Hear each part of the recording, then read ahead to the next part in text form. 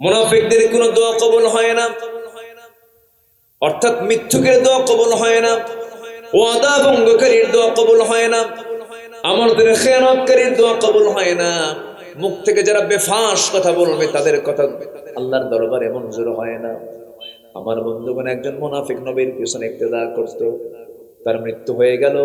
নবীজির জীবদ্দশায় তার মৃত্যু হওয়ার সঙ্গে সঙ্গে তার সন্তান একজন ভালো সাহাবী ছিলেন।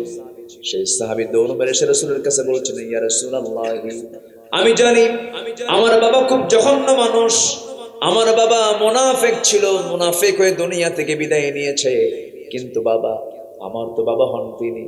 ইয়া রাসূলুল্লাহ, আপনার কাছে একটু রহমত কামনা করি, আপনি আল্লাহর কাছে বলবেন আমার বাবা দুনিয়া থেকে বিদায় নিয়েছেন, দয়া করে আপনি আমার আব্বার জন্য আপনার গায়ের একটা চাদর আমি আপনার কাছে চাচ্ছি। আমার নবীজি মানা করলেন না, যদিও মুনাফিক, নবীজির হৃদয় ছিল আকাশের মতো উদার। নবীজি তার পরনের গায়ের একখানা জুব্বা হাতের মধ্যে দিয়ে বলছো, আমার সাহাবী আব্দুল্লাহ, যাও তোমার বাবার জন্য আমি দিলাম, তুমি যাও তোমার পছন্দের সাহাবী, যাও নিয়ে যাও। নিয়ে গেলেন। মনে মনে ভাবলেন, আমার বাবা মুনাফিক, দেখি আব্বার গায়ে যদি এই জুব্বাও পড়ায় দেই আল্লাহ মাফও করতে পারেন। গোসল করানো হলো, কাফনের কাপড় পরানো হলো, জানাজার সময় হয়ে গেছে। ওই সাহাবী করলেন কি, নবীর কাছে গিয়ে বলছেন, ইয়া রাসূলুল্লাহ, কি ইয়া হাবিবাল্লাহ, আমার বাবার জানাজার সময় হয়ে গেছে, আমি আপনার কাছে প্রস্তাব নিয়ে এসেছি, যদি দয়া করে আমার বাবার জানাজাটা আপনি পড়ায় দিতেন। আমার নবীজি বলছেন, সাহাবী রে, তুমি তোমার পছন্দের সাহাবী যেহেতু বলছো, যাও, আমি জানাজায় হাজির হয়ে যাব। বলেন তো, আমার নবীর আগে কেউ নামাজ পড়াতে পারবে নাকি? পারবে না। জানাজার প্রান্তে হাজির হয়ে গেলেন, সামনে দাঁড়ালেন, পিছন থেকে ওমর ফারুক রাদিয়াল্লাহু তাআলা নবীজির পিছন থেকে জুব্বাটা বারবার টানতেছেন আর বলতেছেন, হুজুর, মুনাফিকরা জানাজা কেমন করে পড়াবেন আপনি? রাসূল বলছেন, ওমর রে, আমাকে বাধা দিও না, আমাকে নামাজটা পড়তে দাও। নবীজি জানাজা সম্পূর্ণ করলেন। সম্পূর্ণ হওয়ার সঙ্গে সঙ্গে আয়াত নাযিল হয়ে গেছে। রাসূলকে বলা হচ্ছে, ইন তাস্তাগফির লাহুম আও লা তাস্তাগফির লাহুম, ইন তাস্তাগফির লাহুম ৭০ মাররাতান ফালাই ইয়াগফিরাল্লাহু লাহুম। হে রাসূল, আপনি যদি ওই মুনাফিকের জন্য যদি ১০০০ দোয়া করেন, সেই দোয়া কবুল হবে না, কারণ সে হলো মুনাফিক।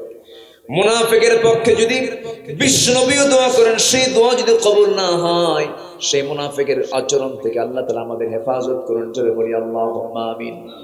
আমার বন্ধুগণ, ১০ শ্রেণীর উপরে আল্লাহর লানত, এর মধ্যে ৬টা শ্রেণী বলে ফেলেছি, আর মোটামুটি ৪টা শ্রেণী আছে, যে সমস্ত শ্রেণীগুলো জাহান্নামের অতল গহ্বরে অবস্থান করবে। আল্লাহ রাব্বুল আলামিন বলেন, যারা কুফরি করবে, কাফের অবস্থায় যারা দুনিয়া থেকে বিদায় নেবে, আল্লাহ রাব্বুল আলামিন বলছেন তারা চিরস্থায়ী জাহান্নামী, তারা কখনো জান্নাতের গন্ধ পাবে না। আমার লানত তাদের উপরে নাযিল হয়ে যাবে। ইন্নাল্লাযীনা কাফারু ওয়া মাতু ওয়া হুম কুফফার উলাইকা আলাইহিম লা'নাতুল্লাহ ওয়াল মালাইকাতি ওয়ান নাসি আজমাইন। জোরে বলুন আল্লাহু আকবার। যারা কাফের অবস্থায় দুনিয়া থেকে বিদায় নেবে, কুফরি করে দুনিয়া থেকে বিদায় নেবে, আল্লাহর বাসায় তারা কখনো জান্নাতের গন্ধ পাবে না, এবং এরা আল্লাহর লানতের মধ্যে পড়ে যাবে। আল্লাহর লানত থেকে বাঁচার জন্য কুফরি হালতের কোনো কাজ করা যাবে না, কাফের অবস্থায় মৃত্যুবরণ হওয়া যাবে না। কাফের কিন্তু কোন সম্প্রদায়ের নাম নয়, অনেক মুসলিম নামদারি কাফেরও আছে না নাই? আসতে বলবেন না, আছে না নাই? আল্লাহর যারা আইনকে বিশ্বাস করে না, তারা কি বলেন? যারা আল্লাহর আইন দিয়ে বিচার কার্য না ফয়সালা করে, দুনিয়ার আইন দিয়ে বিচার কার্য ফয়সালা করে এবং এটাকে বিশ্বাস করে, তারা কি? কাফের। নম্বর ৮ হলো, আল্লাহ এবং রাসূলের সঙ্গে যারা শত্রুতা পোষণ করবে, ইন্নাল্লাযীনা ইউযুনাল্লাহা ওয়া রাসূলাহু লা'আনাহুমুল্লাহু ফিদ দুনিয়া ওয়াল আখিরাহ ওয়া আ'আদ্দা লাহুম আযাবান মুহিনা। জোরে বলুন আল্লাহু আকবার। আল্লাহ এবং রাসূলকে যারা কষ্ট দেবে, আল্লাহর লানত তাদের উপরে। কষ্ট দেওয়া মানে আল্লাহর সুন্নাত, নবীর সুন্নাহকে যারা অমান্য করবে, আল্লাহর দেওয়া আইনকে, বিধান কানুনকে যারা অন্যায় এটাকে অবিশ্বাস করবে, এটাকে অন্যায় মনে করবে, এটাকে নীতি বহির্ভূত মনে করবে। যারা বলে যে না, আল্লাহর আইন এখন চলতে পারে না, এই দুনিয়াতে, আধুনিক দুনিয়াতে আল্লাহর বিধানটা অকার্যকর, এটা গ্রহণযোগ্য নয়, তার ঈমান আছে না গেছে? ঈমানটা চলে গেছে। নাম্বার 9 হলো ওই সমস্ত বান্দার উপরে আল্লাহর লানত, যারা অঙ্গীকারকে ভঙ্গ করবে, আল্লাহর আয়াতের সঙ্গে যারা অবমাননা করবে। ফাবিমা নাকদিহিম মিসাকাহুম লাআন্নাহুম, আল্লাহ রাব্বুল আলামিন বলেছেন যারা অঙ্গীকার ভঙ্গ করবে তাদের উপরে আমার লানত। লানত থেকে বাঁচার জন্য অঙ্গীকার ভঙ্গ করা যাবে না।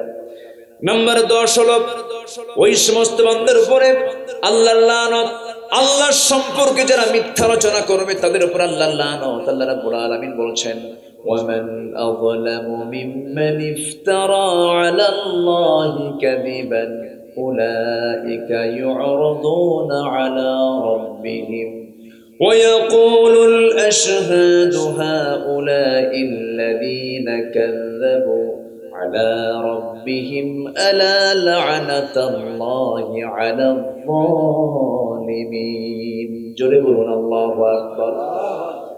আল্লাহর সম্পর্কে যারা মিথ্যা রচনা করবে তাদের জন্য আল্লাহ রাব্বুল আলামিন বলেছেন আমার লানত তাদের উপরে বর্ষণ হবে।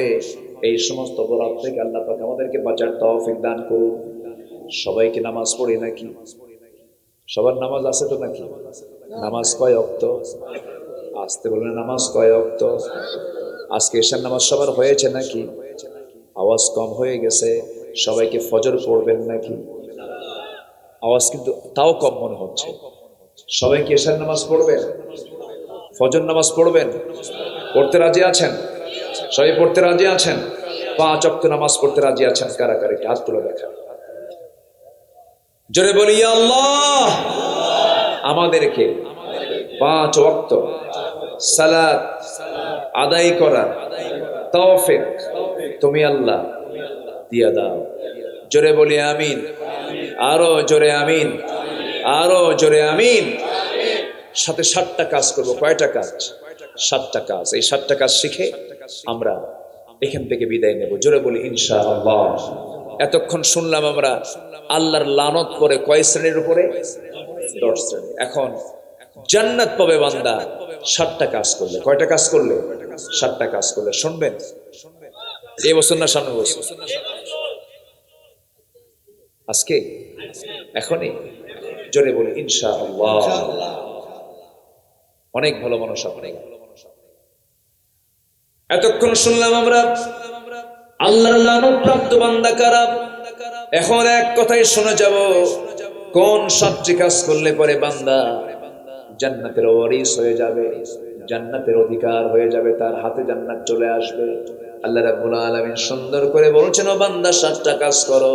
قد أفلح المؤمنون الذين هم في صلاتهم خاشعون والذين هم عن اللغو معرضون والذين هم للزكاة فاعلون والذين هم لفروجهم حافظون إلا على أزواجهم أو ما ملكت أيمانهم فإنهم غير ملومين নাম্বার 1 হলো ওই সমস্ত মুমিনরা সফল কাম যারা নামাজটা অত্যন্ত খুশু-খুশুর সঙ্গে যারা আদায় করবে।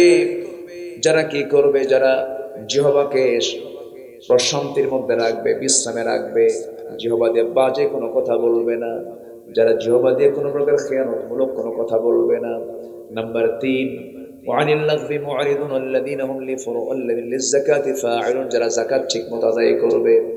নাম্বার 4 হলো যারা লজ্জাস্থানের হেফাজত করবে। আল্লাহ রাব্বুল আলামিন 4টা কাজের কথা বলি। নাম্বার 5 বলছেন ওয়াল্লাযীনা হুম লিআমানাতিহিম ওয়া আহদিহিম রাউন। জোরে বলুন আল্লাহু আকবার। নাম্বার 5 যারা আমানতের খেয়ানত করবে না, আমানত রক্ষা করবে। আমানত যেমন একটা গুরুত্বপূর্ণ বিষয়।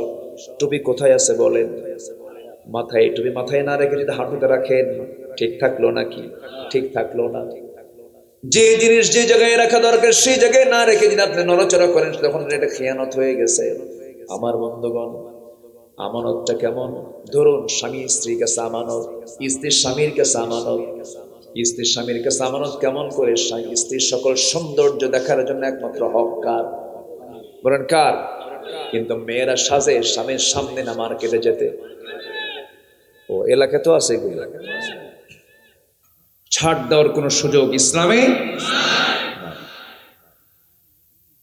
আল্লাহ রাব্বুল আলামিন সুন্দর করে বলছেন, الذين ينفقون في السراء والضراء والكاظمين الغيظ والعافين عن الناس والله يحب المحسنين। জোরে বলুন আল্লাহু আকবার।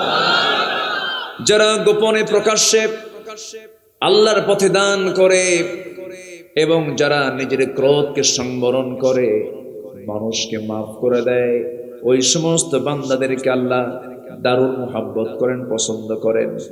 এর মানে এই না আমি তাকে কেন মাফ করব যে প্রকাশ্যে দিবালোকে মানুষকে খুন করেছে। আমি কেন তাকে ক্ষমা করতে যাব? আল্লাহ তো তাকে ক্ষমা করেন নাই। ক্ষমা করেছেন? আল্লাহ ক্ষমা করেন নাই, তুমি ক্ষমা করার কে? আত্মস্বীকৃত নাস্তিক আমার দেশে আছে না নাই? শাতিমে রাসূল রাসূলকে প্রকাশ্যে গালিগালাজ দিয়েছে, আছে না নাই? তাফসীর মাহফিলের এই ময়দান থেকে স্পষ্ট ভাষায় জানিয়ে দিতে চাই, আমাদের কলিজার চেয়ে প্রিয়, আমাদের জীবনের চেয়ে প্রিয় রাসূলকে নিয়ে যারা ব্যঙ্গোক্তি করেছে, বাজে কথা বলেছে, কটূক্তি করেছে, তাদের তালিকা প্রকাশ করে প্রকাশ্যে দিবালোকে ওদেরকে দুনিয়া থেকে বিদায় করে দিয়ে ওদের রক্ত মাংস হাড় হাড্ডি কুত্তা বিলাই দিয়ে খাওয়ানো দরকার। রাজি আছেন কারা কারা? হাত উঁচু করে দেখা।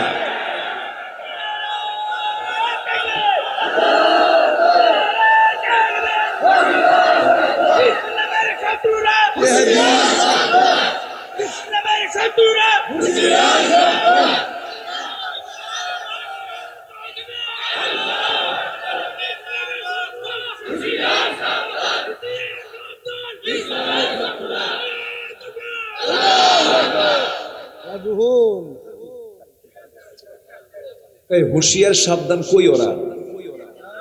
তো এই স্লোগান তো এখন দরকার নাই। ওরা কই? হুঁশিয়ার করবেন তো তখন যখন থাকে, ওরা তো নাই এখন। গাছের গোড়ায় নাড়া দেওয়া হবে, মামু বাড়ি দিল্লি গিয়ে পড়বে। কত আগের কথা আল্লাহ তাআলা বাস্তব করে দিয়েছেন।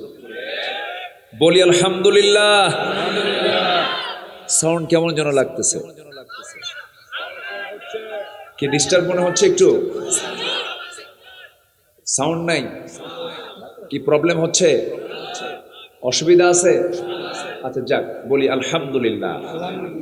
জি, একটু আমার কানে ক্লিয়ার করে দেন, আপনার কানেও ক্লিয়ার করে নেন, আপনার কানেও ভালো করে শুনে নেন। সম্মানিত ভাইয়েরা, একটু আমার দিকে তাকান। সম্মানিত বন্ধুগণ, হককে সত্যকে আড়াল করার মতো কিছু লোক দুনিয়াতে আছে না নাই? সত্য কথা কয় না, আছে কিনা বলেন? যদি বলা হয় ভাই তুমি একটু স্পষ্ট ভাষায় কথা বলো, ভাই আমি কিচ্ছু বুঝি না ভাই, আমি কোনো দলজন করি না, আমি নিরপেক্ষ। যারা বলে আমি নিরপেক্ষ, ও হচ্ছে পৃথিবীর সবচেয়ে বড় বদমাইশ। নিরপেক্ষ থাকার কোন সুযোগ ইসলামে নাই। পক্ষ নিতে হবে কার? কার পক্ষ নিতে হবে? আল্লাহ। আল্লাহ রাব্বুল আলামিন বলেন, وَمَن يَتَوَلَّ اللَّهَ وَرَسُولَهُ وَالَّذِينَ آمَنُوا الَّذِينَ يُقِيمُونَ الصَّلَاةَ وَيُؤْتُونَ الزَّكَاةَ وَمَن يَتَوَلَّ اللَّهَ وَرَسُولَهُ وَالَّذِينَ آمَنُوا فَإِنَّ حِزْبَ اللَّهِ هُمُ الْغَالِبُونَ। জোরে বলুন আল্লাহু আকবার। যাদের বন্ধু আল্লাহ তাআলা, যাদের বন্ধু তার রাসূল, যাদের বন্ধু একমাত্র ইমানদারেরা, আল্লাহ বলেছেন এই সমস্ত বান্দাগুলো হলো আল্লাহর দল। আলা ইন্না হিজবাল্লাহি হুমুল গালিবুন, আল্লাহর দলটাই প্রকৃত বিজয়ী হয়ে যায়। জোরে বলে সুবহানাল্লাহ। আর নষ্ট করে ফেলবে, যা ছিল তাই রাখে। সম্মানিত ভাই, তাহলে সত্যকে আমরা কি আড়াল করব? কমায় দেন, যা ছিল তাই করেন। সত্যকে আমরা আড়াল করব না, সত্যকে প্রকাশ করে দেব। জোরে বলি ইনশাআল্লাহ। আমার বন্ধুগণ, আল্লাহ রাব্বুল আলামিন বলেন, তার চাইতে বড় জালিম কি হতে পারে যে হক আড়াল করে, সত্যকে আড়াল করে। ওয়ামান আযলামু মিম্মান কাতামা শাহাদা, তার চাইতে বড় জালিম কে হতে পারে যে সত্যকে আড়াল করে। সত্যকে আড়াল করার কোনো সুযোগ নাই। সূরা আহজাবের শেষের দিকে আল্লাহ রাব্বুল আলামিন বলেন, ইয়া আইয়ুহাল্লাযীনা আমানু তাকুল্লাহা ওয়া কুলু কাওলান সাদীদা ইউসলিহ লাকুম আ'মালাকুম ওয়া ইয়াগফির লাকুম যুনুবাকুম ومن يطع الله ورسوله فقد فاز فوزا عظيما। জোরে বলুন আল্লাহু আকবার। ঈমানদারেরা, তোমরা একমাত্র আল্লাহকে ভয় করো, সোজা সাপটা কথা বলো, স্ট্রেট কথা বলো। এরপর আল্লাহ বলছেন, এই স্ট্রেট কথা যদি বলতে পারো, সত্য কথা যদি বলতে পারো, তোমার জীবনের যত ভুল কাজগুলো ছিল আল্লাহ রাব্বুল আলামিন সংশোধন করে দিবেন। তোমার জীবনের সমস্ত গুনাহগুলোকে মাফ করে দিবেন এবং তোমাকে সম্মানজনক জান্নাত তোমাকে আল্লাহ রাব্বুল আলামিন দান করে দিবেন। সত্য কথা বলার পুরস্কার হলো জান্নাত। সত্য কথা বলার পুরস্কার কি? জান্নাত। আমার দেশে হাসা কথা বেশি না মিছা কথা বেশি? খারার উপরে মিছা কথা। দিনে যে কত মিছা কথা কয় একটা মানুষ।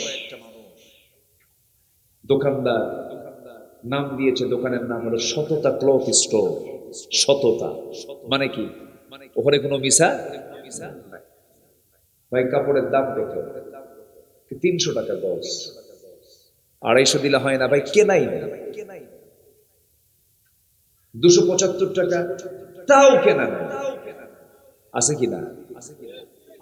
এমন দোকানদার তো নাই, আছে না? নাই। এই যে মিথ্যা হলো, ব্যবসা তার হালাল হলো না হারাম হয়ে গেল? হারাম হয়ে গেল। প্রত্যেকের দোয়া কবুল হয়ে যাবে। আল্লাহর কসম করে বলি, প্রত্যেকের জবান যা মুখ দিয়ে বলবে তাই হয়ে যাবে। আল্লাহর ওলি হওয়ার জন্য, আল্লাহর পছন্দের গোলাম হওয়ার জন্য বেশি আমল লাগবে না, মাত্র একটা আমল লাগবে।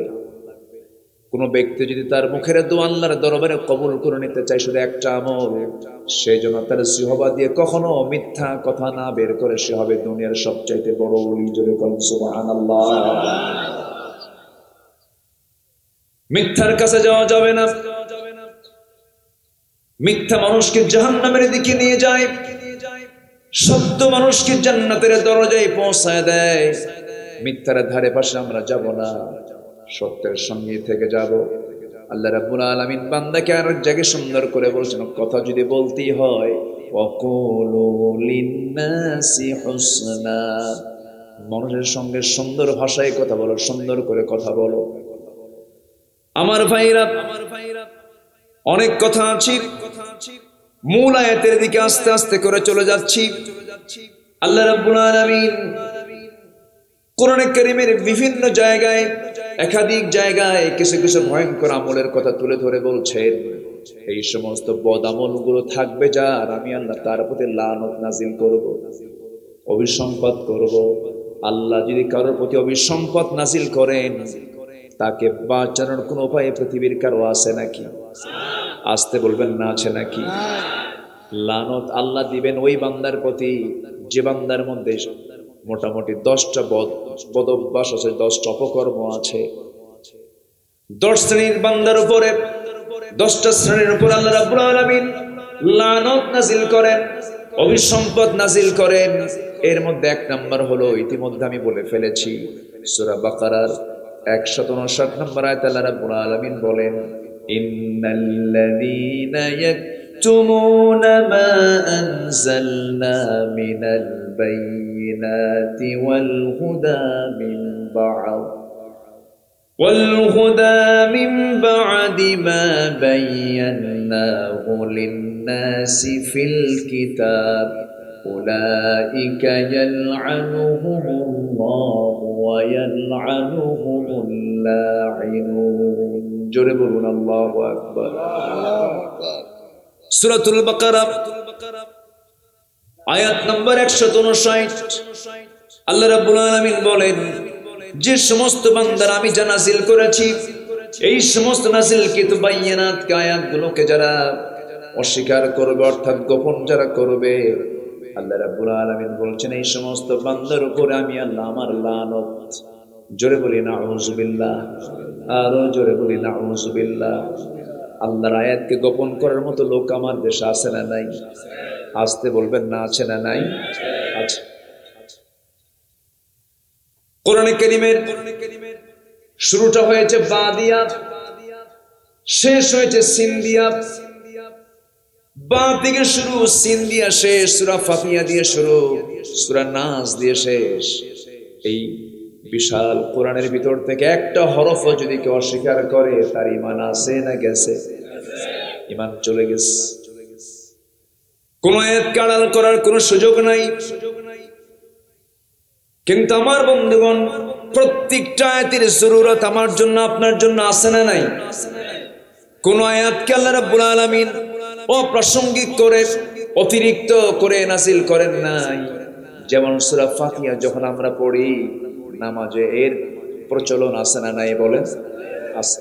নামাজের মধ্যে আমাদের সূরা ফাতিহা পড়তে হয়, নামাজটা আমরা পড়ি।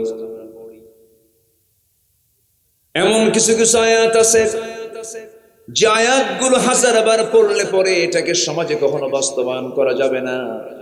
সমাজে বাস্তবায়ন করতে হলে, সমাজে যদি বাস্তবায়ন করতে চান তাহলে কোরআনটা জায়গা মতো পৌঁছায় দিলে পরেই কোরআনের সেটা সমাজে তা বাস্তবায়ন হয়ে যাবে।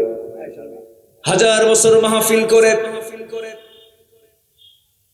লক্ষ কোটি মাহফিল করি, কখনোই সমস্ত আয়াতকে সমাজে বাস্তবায়ন করতে পারবেন না। তার মধ্যে একটা আয়াত যেমন বলে ফেলি, যদি কোনো ব্যক্তি চুরি করে ধরা পড়ে যায়, যদি কোনো ডাকাতি করে ধরা পড়ে যায়, ইসলাম তার ব্যাপারে বলছে আস-সারিকু ওয়াস-সারিকাতু ফাকতাউ আইদিয়াহুমা। কোন চোর এবং কোন চুন্নি, কোন চোর অথবা মহিলা চোর চুরি করে ধরা পড়েছে, কোনো কথা নাই।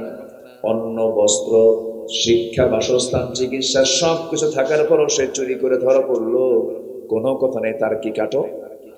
আস্তে কি কাটো? হাত কাটো। আড়ালে না প্রকাশ্যে? আড়ালে না প্রকাশ্যে? ঘরের ভিতর না রাস্তার মোড়ে? রাস্তার মোড়ে। হাতটা কেটে ফেলে দাও, কবজি পর্যন্ত কেটে ফেলে দাও। রাস্তায় চলতে নিয়ে, সব জায়গায় চলতে নিয়ে সবাই দেখে ফেলবে এ হলো চোর, এই জন্য ওর হাত কাটা গেছে। ইসলামের বিধানটা আজ থেকে ১৫০০ বছর আগে জারি করে দিয়েছে, আমার নবী যে সমাজে বাস্তবায়ন করেছিলেন। কিন্তু বলুন তো, এই চুরির বিধান কি আমার দেশে আছে নাকি? আসতে বলবেন না আছে নাকি? আমার দেশে এত শক্ত বিধান যে একটা গরিব মানুষ যদি চুরি করে ধরা পড়ে তাকে পিটায়া মেরে ফেলে। এটাও ইসলামে জায়েজ নাই। কিন্তু কলমের খোঁচা দিয়া শিক্ষিত নামের কলঙ্ক, বিসিএস ক্যাডার হয়েছে, সর্বোচ্চ ডিগ্রি নিয়েছে, এমন কিছু অসৎ কর্মকর্তা নৈতিক শিক্ষা তারা পায় নাই। বাপরে দেখে না, বুড়া বয়সে বাপকে বৃদ্ধাশ্রমে পাঠায় দেয়। আসতে বলবেন না আছে না নাই? আমি চ্যালেঞ্জ করে বললাম, আমি চ্যালেঞ্জ দিচ্ছি সবার সামনে, গোটা দুনিয়া আপনি খুঁজে বের করুন, কোন আলেমের বাবা অথবা কোন হাফেজের বাবা বৃদ্ধাশ্রমে আছে, মা তার বৃদ্ধাশ্রমে আছে, আপনি খুঁজে পাবেন না। এই জন্য খুঁজে পাবেন না যে সন্তানটা আলেম হয়েছে, যে সন্তানটা হাফেজ কোরআন হয়েছে, অন্তত তার এতটুকু সেন্স তার মধ্যে ডেভেলপ হয়ে গেছে যে বাপ মাকে কখনো বাইরে রাখা যাবে না, বাপ মাকে বৃদ্ধাশ্রমে রাখা যাবে না, বাপ মার খেদমত করাটা ফরজ। এই শিক্ষা পেয়েছে কোরআন থেকে। আমার বন্ধুগণ, আজকের সমাজে শিক্ষার হার বেড়েছে, কিন্তু বাপ মার প্রতি সেবার হার কমে গেছে, সেবার হার বাড়ে নাই। এই জন্য আপনি আপনার দুনিয়ার জীবনেও যদি প্রশান্তি পেতে চান, শেষ বয়সে যদি আপনার সন্তানদের চোখের সামনে দেখতে চান, প্রশান্তি পেতে চান, আখিরাতেও যদি শান্তি পেতে চান, ওই সন্তানকে সকল শিক্ষা দেওয়ার আগে সন্তানের হাতে তুলে দিতে হবে কোন কিতাব? বলুন। আজ তো বলবেন না কোন কিতাব তুলে দিতে হবে? কোরআনকে তুলে দিতে হবে। আমার বন্ধুগণ, আমার ভাইরা, তাহলে এরকম করে চুরির বিধান আমরা শুনলাম, জেনার বিধান। যদি কোনো বিবাহিত কোন পুরুষ যদি জেনার কাছে লিপ্ত হয়ে যায়, ইসলাম তার ব্যাপারে বলেছে কোনো কথা নাই, প্রকাশ্যে দিবালোকে রাস্তার মোড়ে সকলকে সাক্ষী রেখে তাকে দুনিয়া থেকে বিদায় করে দাও, কতল করে দাও। এই বিধানটা কার? আসতে বলবে না কার? হাজার বছর তেলাওয়াত করে কি এটা সমাজে চালু হবে নাকি? হাজার বছর ওয়াজ করে কি এটা সমাজে চালু হবে নাকি? চালু করার জন্য এই আইনগুলোকে পাঠিয়ে দিতে হবে পার্লামেন্টে, আইন পাস হবে, আয়াত চালু হয়ে যাবে। তাহলে কোরআনকে চালু করার জন্য শুধু মাহফিল দরকার না সংসদে যাওয়া দরকার? পার্লামেন্টে আইন যাওয়া দরকার আছে না নাই? যখনই আমরা এই কথা বলতে গেছি তখন আমাদেরকে বলেছে ধর্মের ব্যবসায়ী, ধর্মের নামে রাজনীতি চলবে না। দেখেন কি বুলিগুলো, দেখেন রাশেদ খান মেনন, হাসানুল হক ইনু রাহিমাহুল্লাহ, মরাই তো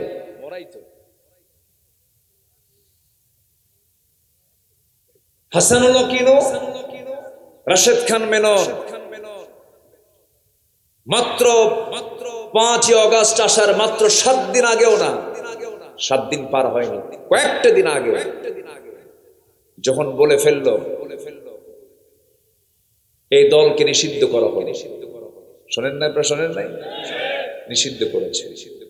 এই দল সাধারণ কোন দল না, এটা ইসলামী দল। এটাও জেনে রাখেন, এই দেশে আরো ইসলামী দল আছে না নাই? কোন ইসলামী দলকে নিষিদ্ধ হয়েছে? নিষিদ্ধ হয়েছে। হয়েছে কয়টা? এটাও মাথায় রাখবে। বিগত সরকারের আমলে অনেক টুপিওয়ালা দাড়িওয়ালা সিয়াসিত্তার ওস্তাদ, বড় বড় মসজিদের খতিব, বাইতুল মুকাররমের খতিব সহ অনেকেই বিগত সরকারের আমলে সরকারের সর্বোচ্চ সুযোগ সুবিধা গ্রহণ করেছে। তারা করেছে কিনা বলেন? করেছে। মাত্র একটা দলকে তারা টার্গেট করে বলে ফেললো নিষিদ্ধ। 7 দিন লাগে নাই, 7 দিনও পার হয়নি। যুগে যুগে যারা ইসলামকে নিষিদ্ধ করার ষড়যন্ত্র করেছে তারাই নিষিদ্ধ হয়ে গেছে। ধর্মের ব্যবসা আমরা করি না, ধর্মের ব্যবসা তারাই করেন যারা মন মতো দাড়ি রাখেন, আবার মন মতো দাড়ি কাটেন। আছে না নাই? বাঁচার জন্য দাড়ি কেটে মাথার চুল কালো বানায়া নৌকায় চললো, এমন নৌকায় চড়ছে মরা নৌকা, চলেও না, ঘোরেও না, ভিড়েও না। ধরা পড়ে গেল কোস্টগার্ড, আইনমন্ত্রীকে ধরে নিয়ে যাচ্ছে। আইনমন্ত্রীকে আমার একা নিয়ে যাও কেন? ওই যে আরেকজন বসে আছে, কে ওটা? কে দরবেশ। কে দরবেশের মুখে দাড়ি কই? কে দাড়ি কাটছে। কে মাথার চুল কালো কেন? কালো বানাইছে। সম্মানিত ভাইয়েরা, সম্পদ দিয়ে কি করবেন? একটা মাথায় লজ্জায় মাথা নিচু হয়ে যায়। একটা দেশের টপ ধনী বাঁচার জন্য কি তার আকুতি, কি তার চেষ্টা। সম্মান দেওয়ার মালিককে আসতে বলবেন না কে? যারা নিজের ইচ্ছা মতো দাড়ি কাটে, দাড়ি রাখে, যারা মাথায় পট্টি বেঁধে আবার সেই মাথাতে তিলক লাগায়, তারাই ধর্মের ব্যবসায়ী। ইসলামের রাজনীতি আছে না নাই? আসতে বলবেন না আছে না নাই?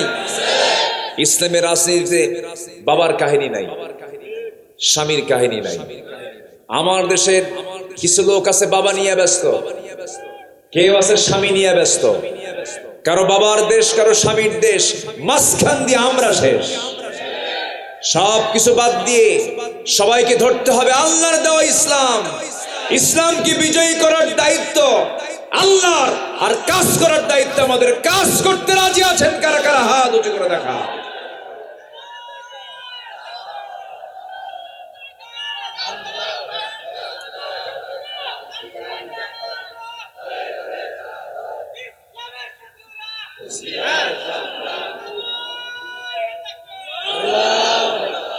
আল কোরআন আছে যেখানে, আলেম ওলামা যেখানে, কোরআন হাদিস যেখানে, আল্লাহ কবুল করুন। জোরে বলি আমিন, আরো জোরে আমিন। কষ্ট পাচ্ছেন? আলোচনা চালাই। কোরআন 10 শ্রেণীকে, কোরআনে 10 শ্রেণীর উপরে আল্লাহ লানত, আল্লাহ তাআলা আল্লাহর কালামে তিনি স্পষ্ট করে দিয়েছেন। 10 শ্রেণীর উপরে আমার লানত, আমার অভিসম্পাত বর্ষিত হবে। নাম্বার 1, আল্লাহর আয়াতকে যারা গোপন করেছে। আল্লাহর আয়াতকে গোপন করার কোনো সুযোগ নাই। যা বলা হয়েছে এখানে আড়াল করার কোনো সুযোগ নাই। নাম্বার 2 হলো জমিনে যারা বিপর্যয় সৃষ্টি করবে এবং আত্মীয়তার বন্ধনকে যারা নষ্ট করে ফেলবে, জমিনে বিপর্যয় যারা সৃষ্টি করবে, মহান রব্বুল আলামিন বলেন, ফাহাল আসাইতুম ইন তাওয়াল্লাইতুম আন তুফসিদু ফিল আরদি ওয়া তুকাত্তিউ আরহামাকুম। জোরে বলুন আল্লাহু আকবার। আল্লাহ রাব্বুল আলামিন বলেন, যারাই জমিনে বিপর্যয় সৃষ্টি করবে এবং যারা আত্মীয়তার সম্পর্ক যারা নষ্ট করবে, আল্লাহ রাব্বুল আলামিন বলছেন, এরপরে বলছেন, উলাইকাল্লাযীনা লা'আনাহুমুল্লাহু ফাআসাম্মাহুম ওয়া আ'মা আবসারহুম। এই সমস্ত ব্যক্তির উপর আমার লানত, আমার অভিসম্পদ বর্ষিত হবে। জমিনে বিপর্যয় সৃষ্টিকারী লোক আমার দেশে আছে না নাই? আসতে বলবেন না আছে না নাই? আছে। কোনো দোষ নাই, কোনো অপরাধ নাই, কোনো কারণ ছিল না। দীর্ঘ 52 বছর ধরে কোরআনের যিনি খেদমত করলেন, টেকনাফ থেকে তেতুলিয়া, রূপসা থেকে পাথরিয়া, কোটি কোটি মানুষ তার আলোচনাগুলো শুনে শুনে নিজের জীবনকে চেঞ্জ করে ফেলেছে। অবাধ্য সন্তান বাপ অনুগত হয়ে গেছে, বেনামাজি নামাজি হয়ে গেছে। সেই লোকটাকে কোনো কারণ ছাড়া জেলখানায় পুড়ে পুড়ে 13 বছর রেখে দিয়েছিল। শুধু তাই নয়, এই মহান ব্যক্তিকে দুনিয়া থেকে বিদায়ের জন্য শেষ নাটকটাও করতে তারা চুল পরিমাণ কোনো কৃপণতা দেখায় নাই। আমার বন্ধুগণ, শেষ পর্যন্ত কি হলো? সেই মহান ব্যক্তিকে জেলখানা থেকে পরিকল্পিতভাবে বের করে চিকিৎসার নামে হসপিটালে ভর্তি করায়া পরিকল্পিতভাবে বিষ প্রয়োগ করে, ইনজেকশন পুশ করে তাকে দুনিয়া থেকে বিদায় করা হয়েছে। কোনো সন্দেহ আছে? হার্টের রোগী হাসে? হার্টের রোগী কখনো হাসে? হাসে না। উনি হাসি দিলেন, হাসি দিয়ে জানান দিচ্ছেন, আমি চলে যাচ্ছি, তোমাদের আনন্দের দিন আসতেছে। 1 বছরও লাগে নাই। আল্লাহু আকবার বলেন। সম্মানিত ভাইয়েরা, আমরা এটাও জানিয়ে দিতে চাই, যারা পরিকল্পিতভাবে একটা সুস্থ মানুষকে জেলখানা থেকে বের করে হসপিটালে এনে ইনজেকশন পুশ করে পয়জন দিয়ে যারা হত্যা করেছে, ওই চিহ্নিত অপরাধী চিকিৎসক গ্রুপকে অবিলম্বে গ্রেফতার করা দরকার। সম্মানিত ভাইয়েরা, এদেরকে ছাড় দিলে পরে এরা আবার সুযোগ বুঝে দংশন করার সম্ভাবনা আছে না নাই? আসতে বলবেন না, আছে না নাই? প্রযুক্তির কল্যাণে অনলাইন এই মিডিয়াগুলো আসছে, মিডিয়ার কল্যাণে এই কথাগুলো যেন তাদের কানে চলে যায়। অবশ্যই শক্ত বিচারের দরকার আছে না নাই? এটা জাতির নৈতিক অধিকার। এটা জাতির কি অধিকার? নৈতিক অধিকার। সম্মানিত ভাইয়েরা, জমিনে যারাই বিপর্যয় সৃষ্টি করেছে, শেষমেশ তাদের সরাসরি ধ্বংস করেছেন তিনি কে? আল্লাহ তাআলা। আমার আলোচনায় কি বিরক্ত হচ্ছেন নাকি আপনারা? কোনো সমস্যা নাই তো? বলি আলহামদুলিল্লাহ। আত্মীয়তার সম্পর্ক যারা ছিন্নকারী, আল্লাহ তাআলা তাদের প্রতি লানত করেছেন। ইদানিং দেখবেন নিজের ভাই, নিজের বোন, নিজের আত্মীয় স্বজন, তাদের সঙ্গে কোনো সম্পর্ক নাই। দূরের কোন মানুষ, দূরের কোন বন্ধু, ধর্ম ভাই, ধর্ম বাপ, ধর্ম বোন, এগুলো বেলকুচি আছে কিনা জানি না, আছে নাকি? আছে। লা ইয়াদখুলুল জান্নাতা কাতিউ রহিম। আমার রাসূল বলেছেন, আত্মীয়তার সম্পর্ক ছিন্নকারী কখনো জান্নাত পাবে না। এমন বহু বুজুর্গ আছে, নামাজ পড়ে, রোজা রাখে, দান সদকা করে, কিন্তু নিজের আপন বোনের সঙ্গে কথা বলে না, কারণ বোন সম্পত্তি চাইতে আসে। এরকম ঘটনা তো মনে বেল কিছু নাই। এটা মজা করতেছে, বুঝলেন না? হাসি খুশি মানুষ তো। তবে আজকে চেয়ারম্যান সাহেবকে একটা প্রস্তাব দিয়ে যাব, সেটা হলো, এই প্রস্তাব প্রত্যাখ্যান করলে আমি আর আপনার সঙ্গে কথাই বলবো। সেটা হলো দাড়ি ছাড়ার দেখবো না। বলেন, আপনারা বলেন, ঠিক কিনা বলেন?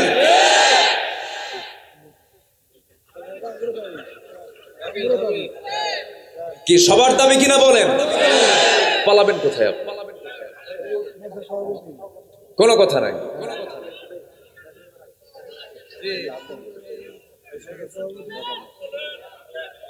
আল্লাহ কবুল করুন। জোরে বলি আমিন। তার বর্তমান প্রেজেন্ট, বর্তমানে তার বয়স হচ্ছে মাত্র 72 বছর। কত বছর? মাত্র না? এখনো মাত্রই আছে। তাহলে কেমন হলো বলেন? আমি তাকে না হলো 20 বছর আগের থেকে আমি তাকে চিনি। খুব অমায়িক মানুষ, ব্যবহার, হাসি খুশি মানুষ, মজা করে কথা বলে, হাসি ঠাট্টা নিয়ে থাকে। ভালো তো। কিছু কিছু লোক আছে হাসেও না, কান্দেও না। এরকম লোক আছে না? নাই? ওদের বউ মনে মনে করে মরবে কোন দিন। হাসি থাকা দরকার, আনন্দ থাকা দরকার। হাসলে মানুষের হার্টও ভালো থাকে, হাসলে মানুষের চিত্তের খোরাক মিটে যায়। বলি আলহামদুলিল্লাহ। সর্বক্ষণ হাস্যোজ্জ্বল চেহারা ছিল মুহাম্মদ সাল্লাল্লাহু আলাইহি ওয়াসাল্লাম। কিন্তু আমার নবীজির হাস্যোজ্জ্বল চেহারা ছিল দাড়ি ছাড়া না দাড়ি সহ? নো আপিল, আর সারাসারি না। মালাকুল মউত কখন এসে যায় ভাই? কখন আসে বলা যায় না। কবরে নিয়ে যখন বলা হবে, এরকম সস করে কেন ভাই?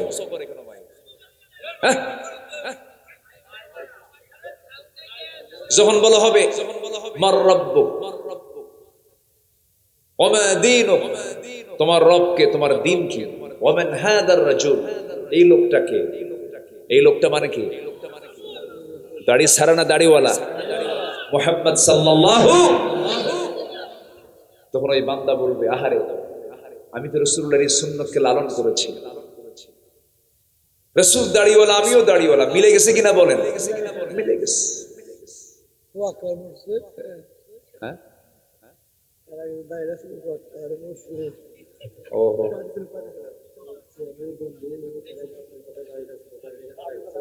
ও আচ্ছা, মানে দাঁড়িয়ে রাখলে নাকি মানুষ মরে নাকি? এরকম নাকি? আমার কথায় দাঁড়িয়ে রেখে মরে গেছে। আবু বক্কর নামে কে জানো? আমারে বলতেছে হুজুর বক্কর তো মরে গেছে। এটাও মজা করতেছে, হাসি খুশি মানুষ তো, মরে তো যেতেই হবে, আজ হোক আর কাল হোক। জি জি, আল্লাহ তুমি আমার আবু বকর ভাইকে জান্নাতের উচ্চ মাকাম দিয়ে দাও। জোরে বলি আল্লাহুম্মা আমিন, আরো জোরে আল্লাহুম্মা আমিন। জি, আমি আর মজার দিকে যাচ্ছি না, একটু মজা তো করতে হয়। রাসূল একদিন এক কালো মানুষকে দেখে বলতেছেন, এই কালো কখনো জান্নাত পাবে না। সাহাবী তো মরার মতো অবস্থা, হুজুর আপনি বলছেন আমি কেন জান্নাত পাবো? কে বলেছে জান্নাত পাবা না? এই কালো সুরত নিয়ে জান্নাত পাবা না, পূর্ণিমা রাতের চাঁদের মতো চেহারা নিয়ে জান্নাত পেয়ে যাবে। জোরে বলি সুবহানাল্লাহ। ইসলামে কৌতুক আছে না নাই? কিন্তু সেটা মাত্রা ছাড়া হওয়া যাবে। আমার বন্ধুগণ, বোনের সঙ্গে কথা বলো না কেন? বোনের সঙ্গে কথা বললেই পরে জমি ভাগ করে দিতে হবে, অংশ নিয়ে যাবে, এই জন্য বোনের সঙ্গে কথা বলে না। বোন মাঝে মাঝে বলে, ভাই রে বাপ মারা গেল এক যুগ আগে, এখনো তুমি আমার সম্পত্তি কেন বুঝায় দাও না? ভাই ধমক মেরে বলে, বোনের সম্পত্তি তুই ভাই বোনের সম্পত্তি তুই আমার বাড়ি থেকে নিয়ে যাবি কেন? আমরাই তো ভাবে আসি, বিভিন্ন অভিযোগ তুলে তাকে ধমক মেরে মেরে থামায় দেয়। যখন সে ছাড়তে না পারে, শেষ পর্যন্ত বোনকে সুন্দর করে দাওয়াত দিয়া, ভালো মন্দ খাওয়ায় দিয়া, পাশে বসায় দিয়া বোনের মাথায় হাত দিয়ে বলে, বোন তুমি আমার বড় বোন, সম্পত্তি পাও, তবে একটা কথা বলি, অংশ নিলে কিন্তু ধ্বংস হয়। দেখছেন কি ওয়াজ দিছে, অংশ নিলে ধ্বংস হয়। কত বড় বাজে কথা। কিন্তু আল্লাহ রাব্বুল আলামিন বলছেন, না না, যেদিন বাপ মরে গেছে সেই দিন সন্তান ছেলে যেমন সম্পত্তির মালিক হয়ে গেছে, মেয়েটাও তেমনি সম্পত্তির মালিক হয়ে গেছে। ছেলে পাবে 10 বিঘা, মেয়ে পাবে 5 বিঘা। ছেলে পাবে হলো 50 লক্ষ টাকা, মেয়ে পাবে 25 লক্ষ টাকা। ছেলে পাবে বাড়িতে রেখে গেছি 10টা প্লেট রেখে গেছে, ছেলে পাবে হলো 5টা, মেয়ে পাবে হলো 2.5টা। 2.5টা 2টা প্লেট নিয়ে নেবে, 2.5টার যে দাম সেই দামটা সে নিয়ে নেবে। এটাই হলো ফারায়েজ, এটাই হলো অংশ বন্টন। এবং এই আয়াতটা শেষ করি সূরা নিসাতে আল্লাহ রাব্বুল আলামিন বলেন, ওয়াতিলকা হুদুদুল্লাহ, এটাই হলো আল্লাহর সীমা। এই সীমাকে যারা লঙ্ঘন করবে, ওই ওলট পালট করবে, ইউদখিলহু নারান খালিদান, আল্লাহ রাব্বুল আলামিন তাকে স্থায়ী জাহান্নাম দিয়ে দিবেন। জোরে বলি নাউযুবিল্লাহ। বোনের সঙ্গে সম্পর্ক নষ্ট করার কারণ হলো, বোনকে সম্পদ বুঝায় দিতে হবে, এজন্য বোনের সঙ্গে সম্পর্ক রাখে না। ভাইয়ের সঙ্গে সম্পর্ক নাই। বেলকুচির বাজারে একটা দোকান আছে, সেই দোকানটার ভালো পজিশনটা এক ভাই জোর করে আগেই দলিল করে নিছে বাবার কাছ থেকে। এরকম তো নাই মনে হয় বেলকুচি, আছে না নাই? আচ্ছা, এই সমস্ত অপকর্মের সঙ্গে যারা জড়িত, আল্লাহ বলছেন এই সমস্ত বান্দার উপরে কাল লানত। তোমার বাবা যদি ভুল করে তোমাকে বেশিও দেয়, তুমি ভাই একজন, তুমি তার 3 ছেলের একজন, তুমি বেশি নিয়েছো, তোমার বাবা তোমাকে বেশি করে লিখে দিয়েছে। তোমার উচিত তোমার বাবাকে জাহান্নাম থেকে বাঁচানোর জন্য যতটুকু অংশ তোমার বাবা বেশি লিখে দিয়েছে, তার মৃত্যুর পরও বাকি অতিরিক্ত অংশ তোমার ভাইদের মাঝে বন্টন করে দাও। কথা ক্লিয়ার? আসতে পারো। এই সমস্ত ওয়াজ শুনলে অনেকের পছন্দ হবে না, যে উঠবে ভাববো ওটা সমস্যা আছে। বসেন, এত সুন্দর মানুষ। বেলকুচি তো আমার পুরাতন জনপদ। রিয়াজ হাজি মারা গেছে না? রিয়াজউদ্দিন কোথাকার জন? বানিয়াপাড়া। হ্যাঁ, জি, আহারে কত লোক মারা গেল, কত মানুষ চলে যাচ্ছে। আমিও চলে যাব, আপনিও চলে যাবেন। কত ইয়াং ছেলে মারা যাচ্ছে, টকবকে চেহারা, কি আছে না নাই? এই দুনিয়ার মায়া মোহ, এই দুনিয়ার মায়া মহব্বত তো আছে, এটা আল্লাহ দিয়েছেন, কিন্তু যত মায়া মহব্বত আছে সকল মায়া মহব্বতের উপরে যে মায়াটাকে, যে মহব্বতকে প্রাধান্য দিতে হবে সেটা হলো কার মহব্বত, কার ভালোবাসা? আল্লাহর ভালোবাসা। আল্লাহ আমাকে বেশি ভালোবাসেন না আমি আল্লাহকে বেশি ভালোবাসি? বলেন, ভালো করে চিন্তা করে রাখো। আমাকে আল্লাহ বেশি ভালোবাসেন না আমি আল্লাহকে বেশি ভালোবাসি? আল্লাহ আমাকে বেশি ভালোবাসেন। আল্লাহ আমাকে যে পরিমাণ ভালোবাসেন আমি সেই পরিমাণ আল্লাহকে ভালোবাসতে পারিনি, কারণ তার প্রমাণ হলো আমি গুনাহ করি, আমি মিথ্যা কথা বলি, গীবতের কাজ করি, হারামের দিকে চলে যাই। এটাই হচ্ছে আল্লাহর প্রতি মহব্বত না থাকার লক্ষণ। কেউ পৃথিবীতে চিরস্থায়ী নয়, সবাই দুনিয়া থেকে বিদায় নিয়ে নেব। বাপ চলে গেছে, মাও চলে গেছে, দাদা চলে গেছে, দাদি চলে গেছে, নানা চলে গেছে, নানি চলে গেছে, আপন বড় ভাই চলে গেছে। ও যুবক, নতুন বিয়ে করেছে তুমি, এমনও জীবন, এমনও ঘটনা ঘটে গেছে বাংলার জমিনে, এমন বহু ঘটনা আছে, চোখের সামনে এমন ঘটনা আছে। তুমি বিয়ে করে নিয়েছো, হঠাৎ রোড অ্যাক্সিডেন্টে তোমার মৃত্যু হয়ে গেল। মৃত্যু হয়ে যাওয়ার পর তোমার স্ত্রী কানের সংবাদ চলে গেছে, তোমার স্বামী, তোমার ইন্তেকাল হয়ে গেছে, তার স্বামীর ইন্তেকাল হয়ে গেছে। বউটা পাগলের মতো হয়ে গেল, সেন্সলেস হয়ে গেল, কান্নাকাটিতে ছটফট করলো। সন্তান 1 বছর বয়স, এতিম হয়ে গেল। তুমি দুনিয়া থেকে বিদায় নিলে, বউটা বলল জীবনে আর আমার স্বামী গ্রহণ করার ইচ্ছা আমার নাই, সন্তানটা আমার একমাত্র সম্বল। সন্তানকে নিয়ে বারবার কান্নাকাটি করে, কিন্তু এরকম করে 7টা দিন যখন চলে গেল, সেন্স ফেরত চলে আসলো। সেই বউটাকে তার বাপ মা নিয়ে চলে গেল তার নিজের বাড়িতে। 3 মাস, 4 মাস, 5 মাস, 6 মাস হয়ে গেল। ওই বাপ মা তোমার সেই বউটাকে অন্যত্র বিয়ে দিল। বিয়ে দেওয়ার পর অন্য স্বামীকে গ্রহণ করার পরের দিন সকালবেলা ওই বউটাই তোমার তার বাপকে ডাক দিয়ে, ফোন দিয়ে বলবে, আব্বা তোমাদের সিদ্ধান্তই ভালো ছিল, কারণ আগের স্বামীর চাইতে এই স্বামীটা আরো ভালো। এটাই হলো দুনিয়ার নিয়ম, এটাই হলো দুনিয়ার সিস্টেম। তুমি চলে যাবে, আরেকজন স্থান দখল করে ফেলবে। তোমার সম্পদ, আজকে তুমি মারা যাবে, তোমার সন্তানরা এগুলো নিয়ে মারামারি করবে, দখলদারিত্ব নিয়ে তারা ব্যস্ত হয়ে পড়বে। কিন্তু দিন শেষে দেখা গেল বউ আমার আপন নয়, সন্তান আমার আপন নয়, এই পৃথিবীর কোনো মানুষ আমার আপন নয়। একমাত্র কেবলমাত্র শুধুমাত্র যদি আপন থাকেন তিনি আমার কে? আসতে বলবেন না, তিনি আমার কে? আল্লাহ তাআলা সকল চাহিদা পূরণ করার যোগ্যতা কার? আসতে বলবেন না, কার? আল্লাহ তাআলা। এই জন্য সে আল্লাহর লানত নেওয়া যাবে না। আল্লাহ বলছেন আমার আয়াতকে গোপন করবি, লানত করব, জমিনে ফাসাদ সৃষ্টি করবি, লানত বর্ষণ করব, আত্মীয়তার বন্ধন ছিন্ন করবি, লানত বর্ষণ করব। নাম্বার 3 হলো আল্লাহ তাআলা বলছেন ওই সমস্ত বান্দার উপরে আমার লানত যারা সীমা লঙ্ঘন করবে। কি লঙ্ঘন করবে বলেন?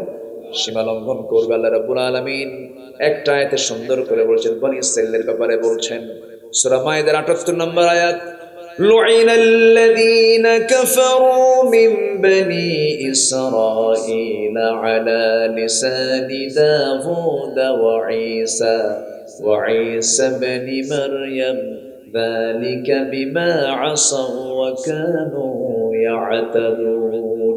জোরে বলুন আল্লাহু আকবার। আল্লাহু আকবার।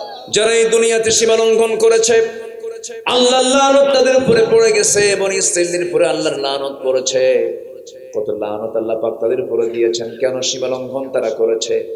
আমার বন্ধুগণ, নাম্বার 4 হলো আল্লাহ রাব্বুল আলামিন বলেছেন ওই সমস্ত বান্দার উপর আমার লানত যারা বিনা কারণে মুমিনদেরকে যারা হত্যা করবে, বিনা কারণে যারা মানুষকে হত্যা করবে। এমন লোক বুঝি বাংলার জমিনে নাই?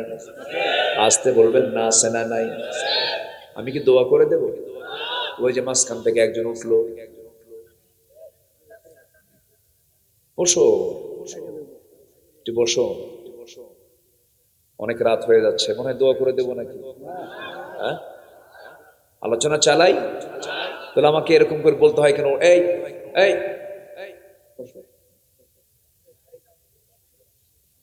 এখন তো কোনো শব্দ বলা যায় না, মুরব্বী বলা যায় না, সোনামণিও কওয়া যায় না, মহা মুশকিল। এখন কি বলবো? আঙ্কেল। আবার আমার এই কথা আবার কখন যেন ভাইরাল হবে। আল্লাহ তুমি ভাইরাল থেকে বাঁচাও।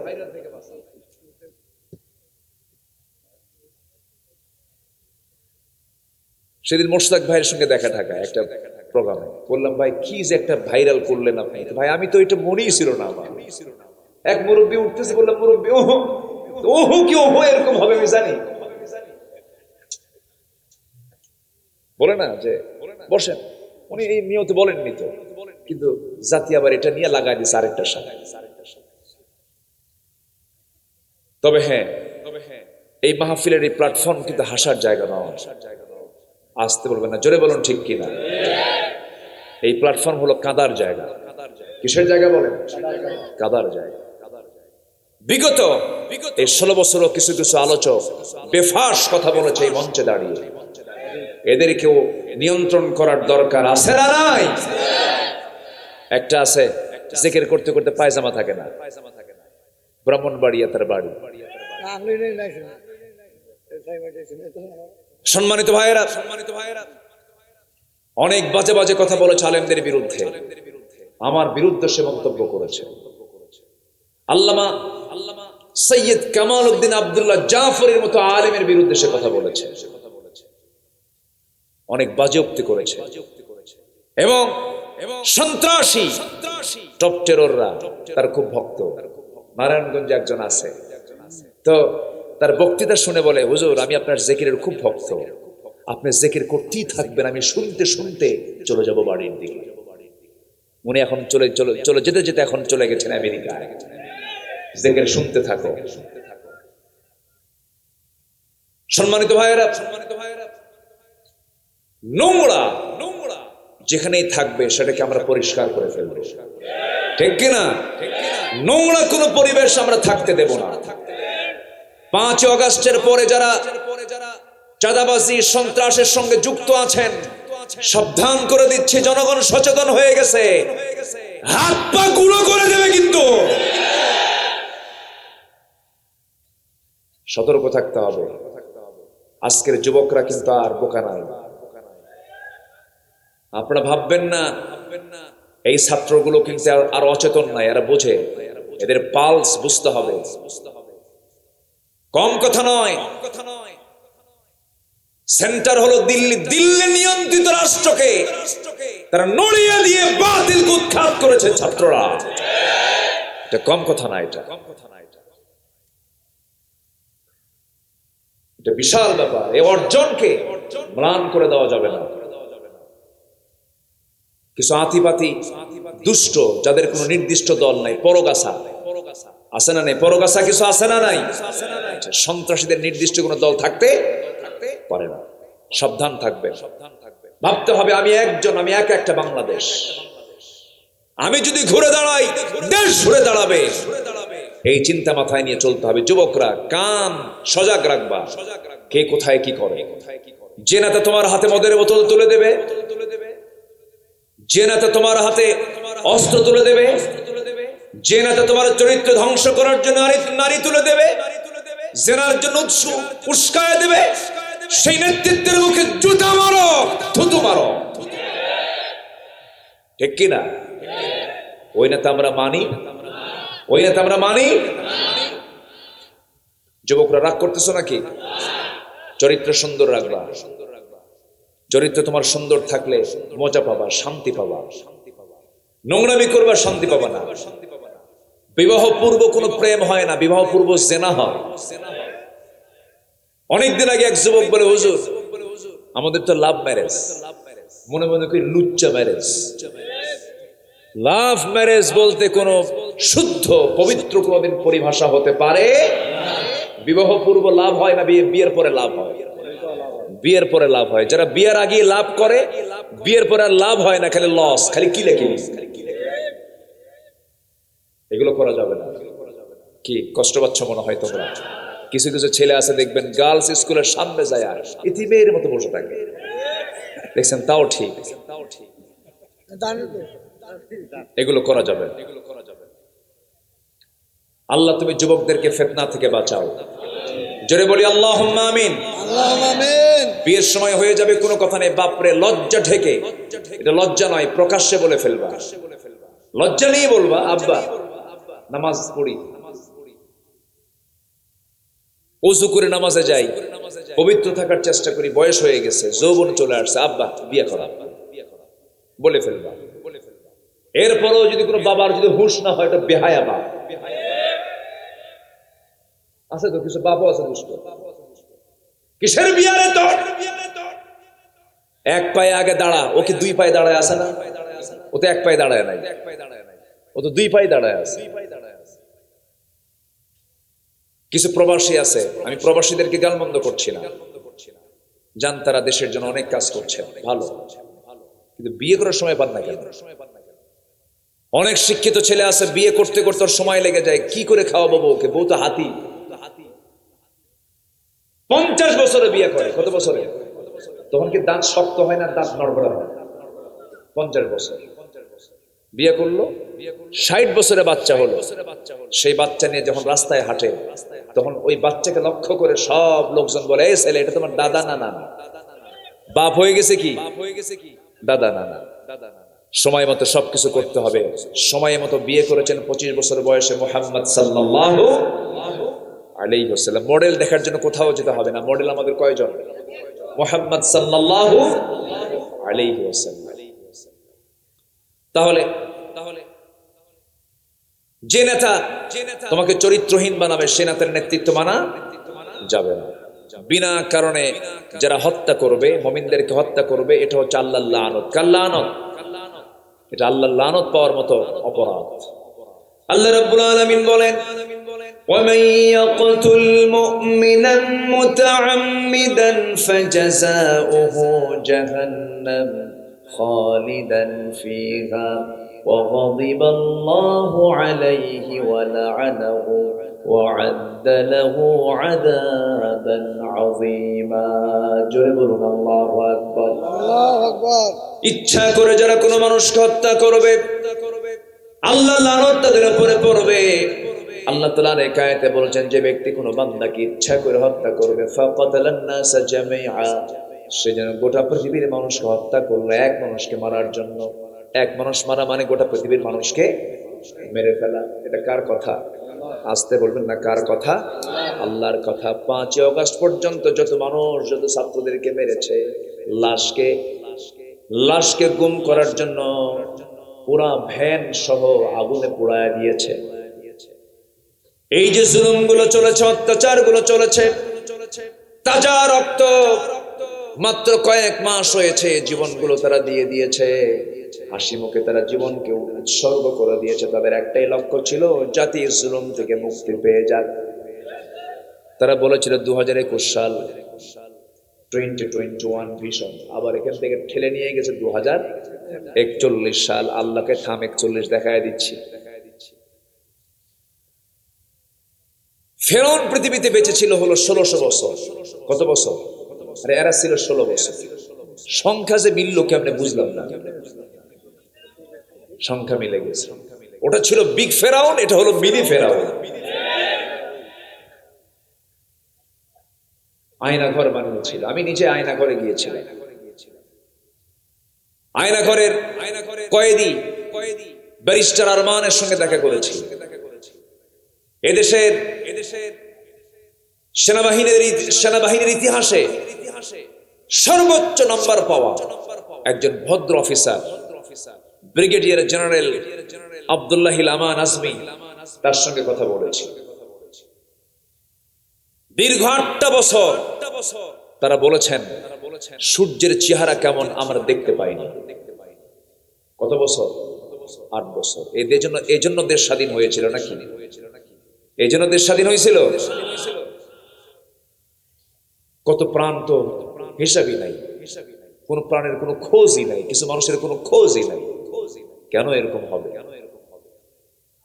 আদর্শের ভিন্নতা থাকতে পারে, তোমার চিন্তা আমার চিন্তার পরিবর্তন থাকতে পারে।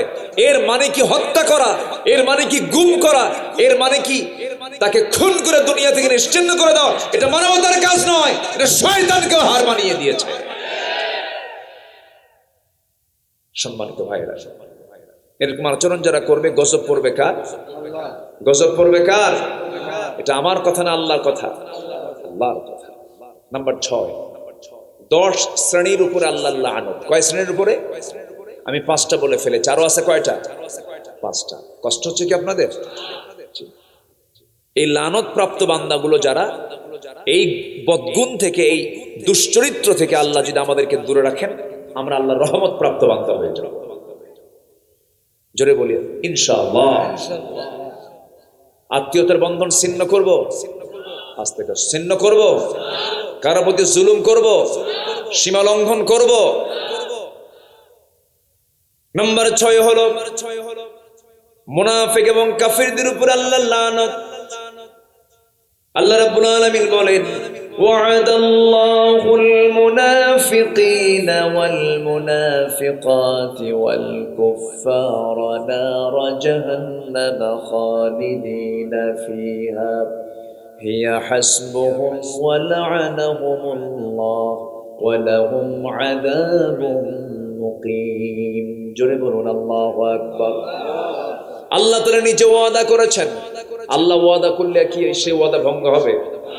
আল্লাহ নিজে ওয়াদা করছেন, যারা মুনাফিক, যারা কাফির, এই সমস্ত বান্দাদের জন্য আমি আল্লাহ স্থায়ী জাহান্নাম বরাদ্দ করেছি। কখনো তারা সেই জাহান্নাম থেকে বের হতে পারবে না।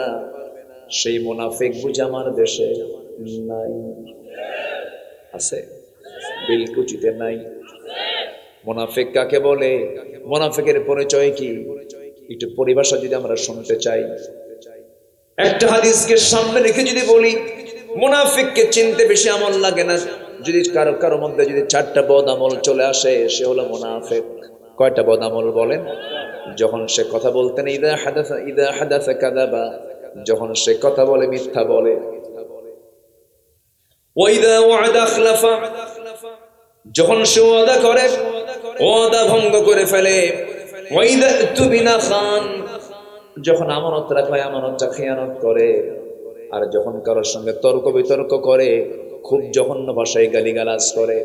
যাদের মুখে গালিগালাজ থাকে, যাদের আমানতের খেয়ানত থাকে, যারা ওয়াদা ভঙ্গ করে, যারা কথায় কথায় মিথ্যা কথা বলে, এগুলো হচ্ছে মুনাফিকের লক্ষণ। এখন চিন্তা করে দেখুন, দূরে যাওয়া লাগবে না, নিজের জীবন কিনা যদি একটু চিন্তা করি, যেমন করে সাহাবায়ে কেরাম চিন্তা করেছেন। হামজালা নামে একজন সাহাবী হঠাৎ করে বাড়ির ভিতর দিকে চিৎকার মেরে মেরে, দূর মেরে মেরে, চোখের পানি ফেলে ফেলে, কেন্দে কেন্দে ঘর থেকে বের হয়ে বলছেন, না ফাকা হানজালা, না ফাকা হানজালা।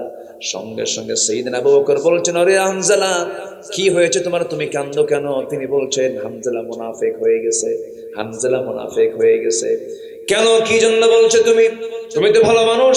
হানজালা বলছেন, নবীর সামনে যখন থাকি, সেই সময় দুনিয়ার কথা মনে থাকে না। নবীর সামনে থেকে যখন আমার পরিবারের কাছে আসে, অন্য কোনো কাজে যাই, তখন দুনিয়ার কথা মনে হয়ে যায়, আমি মনে হয় মুনাফিক হয়ে গেছি।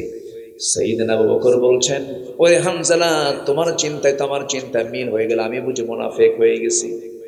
এত বড় বড় সাহাবী এই দুইজন দূর মেরে নবীর কাছে চলে গেলেন, বললেন, ইয়া রাসূলুল্লাহ, মনে হয় মুনাফিক হয়ে গেছে। আমরা রাসূল বলছেন, না রে না, মুনাফিক হও নাই। তবে এই যে তোমরা চিন্তা লালন করছো, এটা হলো সবচেয়ে তাকওয়ার পরিচয় বহন করে। ওই সমস্ত দামি সাহাবীদের যদি এমনটা মনে হয়, এই মুনাফিকের আলামত থেকে আমাদের বাঁচার দরকার আছে না নাই? আসতে বলবেন না, আছে না নাই? আমার বন্ধুগণ, আমার ভাইরা,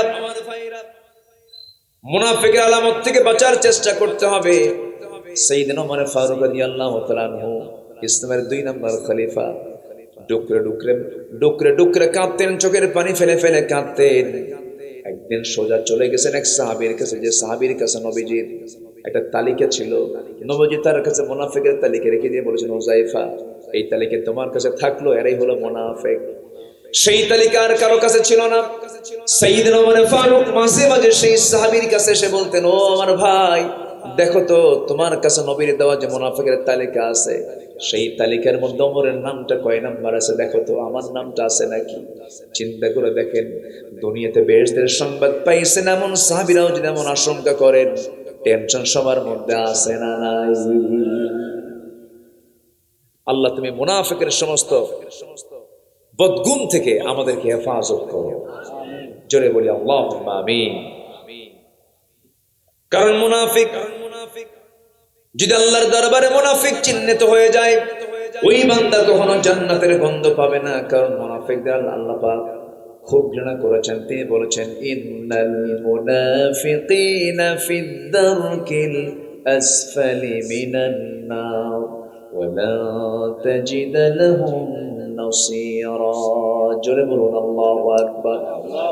মুনাফিকরা জাহান্নামের সবার নিচে অবস্থান করবে, তাদের জন্য কোনো সাহায্যকারী থাকবে না। আমার বন্ধুগণ, আমার নবীর পেছনে নামাজ পড়তো মুনাফিক ছিল। কি করব, অনেক রাত হয়ে গেছে, ভার হ্যাঁ শেষ করব, শেষ করে দেব। একটু বসেন না। হ্যাঁ আচ্ছা, ইনশাআল্লাহ ইনশাআল্লাহ। জি, কিন্তু এই যে একটু নড়াচড়া করে যায়, কি সমস্যা? মনটা নষ্ট আরে। জি জি, এই দুই একজন করে উঠলে এই দেখেন দাঁড়িয়ে শুরু করছে। বসে একটু জিকির করি, লা ইলাহা, আরো জোরে লা ইলাহা, লা ইলাহা ইল্লাল্লাহ, লা ইলাহা ইল্লাল্লাহ, সুবহানাল্লাহ।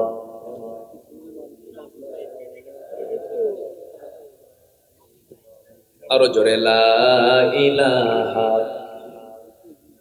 লা ইলাহা ইল্লাল্লাহ, মুহাম্মাদুর রাসূলুল্লাহ সাল্লাল্লাহু আলাইহি ওয়াসাল্লাম।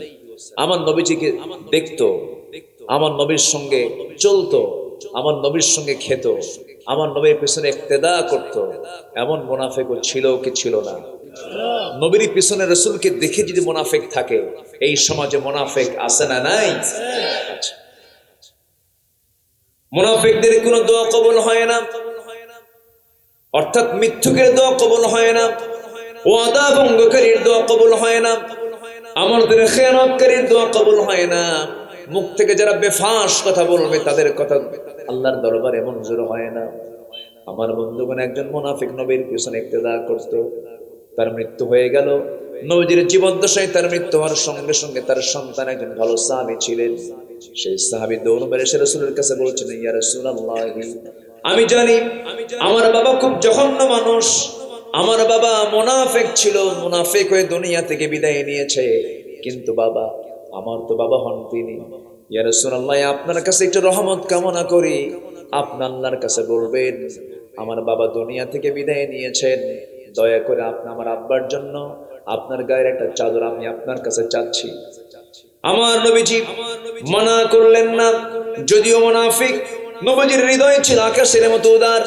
নবীজি তার পরনের গায়ের একখানা জুব্বা হাতের মধ্যে দিয়ে বলছো, আমার সাহাবী আব্দুল্লাহ, যাও তোমার বাবার জন্য আমি দিলাম, তুমি যেহেতু আমার পছন্দের সাহাবী, যাও নিয়ে যাও।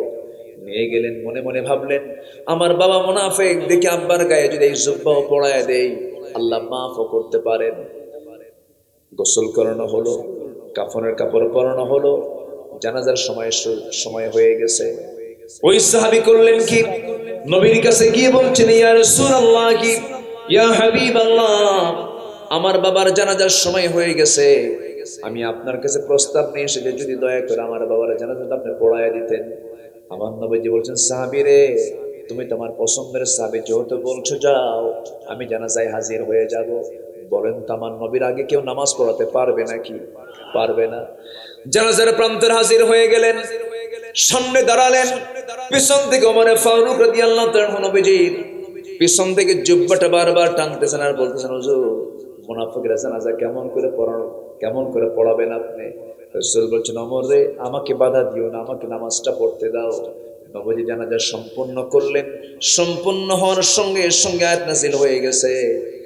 রাসূলকে বলা হচ্ছে, ইন তাস্তাগফির লাহুম আও লা তাস্তাগফির লাহুম ইন তাস্তাগফির লাহুম ৭০ মাররাতান ফালাই ইয়াগফিরাল্লাহু লাহুম। হে রাসূল, আপনি যদি ওই মুনাফিকের জন্য যদি ১০০০ বার দোয়া করেন, সেই দোয়া কবুল হবে না, কারণ সে হলো মুনাফিক। মুনাফিকের পক্ষে যদি বিশ্ব নবীও দোয়া করেন, সেই দোয়া যদি কবুল না হয়, সেই মুনাফিকের আচরণ থেকে আল্লাহ তাআলা আমাদের হেফাজত করুন। জোরে বলি আল্লাহুম্মা আমিন। আমার বন্ধুগণ, ১০ শ্রেণীর উপরে আল্লাহর লানত, এর মধ্যে ৬টা শ্রেণী বলে ফেলেছি, আর মোটামুটি 4টা শ্রেণী আছে, যে সমস্ত শ্রেণীগুলো জাহান্নামের অতল গহ্বরে অবস্থান করবে। আল্লাহ রাব্বুল আলামিন বলেন, যারা কুফরি করবে, কাফের অবস্থায় যারা দুনিয়া থেকে বিদায় নেবে, আল্লাহ রাব্বুল আলামিন বলছেন তারা চিরস্থায়ী জাহান্নামী, তারা কখনো জান্নাতের গন্ধ পাবে না। আমার লানত তাদের উপরে নাযিল হয়ে যাবে। ইন্নাল্লাযীনা কাফারু ওয়া মাতু ওয়া হুম কুফফার উলাইকা আলাইহিম লা'নাতুল্লাহ ওয়াল মালাইকাতি ওয়ান নাসি আজমাইন। জোরে বলুন আল্লাহু আকবার। যারা কাফের অবস্থায় দুনিয়া থেকে বিদায় নেবে, কুফরি করে দুনিয়া থেকে বিদায় নেবে, আল্লাহর বাসায় তারা কখনো জান্নাতের গন্ধ পাবে না, এবং এরা আল্লাহর লানতের মধ্যে পড়ে যাবে। আল্লাহর লানত থেকে বাঁচার জন্য কুফরি হালতের কোনো কাজ করা যাবে না, কাফের অবস্থায় মৃত্যুবরণ হওয়া যাবে না। কাফের কিন্তু কোন সম্প্রদায়ের নাম নয়, অনেক মুসলিম নামদারি কাফেরও আছে না নাই? আসতে বলবেন না, আছে না নাই? আল্লাহর যারা আইনকে বিশ্বাস করে না, তারা কি বলেন? যারা আল্লাহর আইন দিয়ে বিচার কার্য না ফয়সালা করে, দুনিয়ার আইন দিয়ে বিচার কার্য ফয়সালা করে এবং এটাকে বিশ্বাস করে, তারা কি? কাফের। নম্বর 8 হলো আল্লাহ এবং রাসূলের সঙ্গে যারা শত্রুতা পোষণ করবে। ইন্নাল্লাযীনা ইউযুনাল্লাহা ওয়া রাসূলাহু লা'আনাহুমুল্লাহু ফিদ দুনিয়া ওয়াল আখিরাহ ওয়া আ'আদ্দা লাহুম আযাবান মুহিনা। জোরে বলুন আল্লাহু আকবার। আল্লাহ এবং রাসূলকে যারা কষ্ট দেবে, আল্লাহর লানত তাদের উপরে।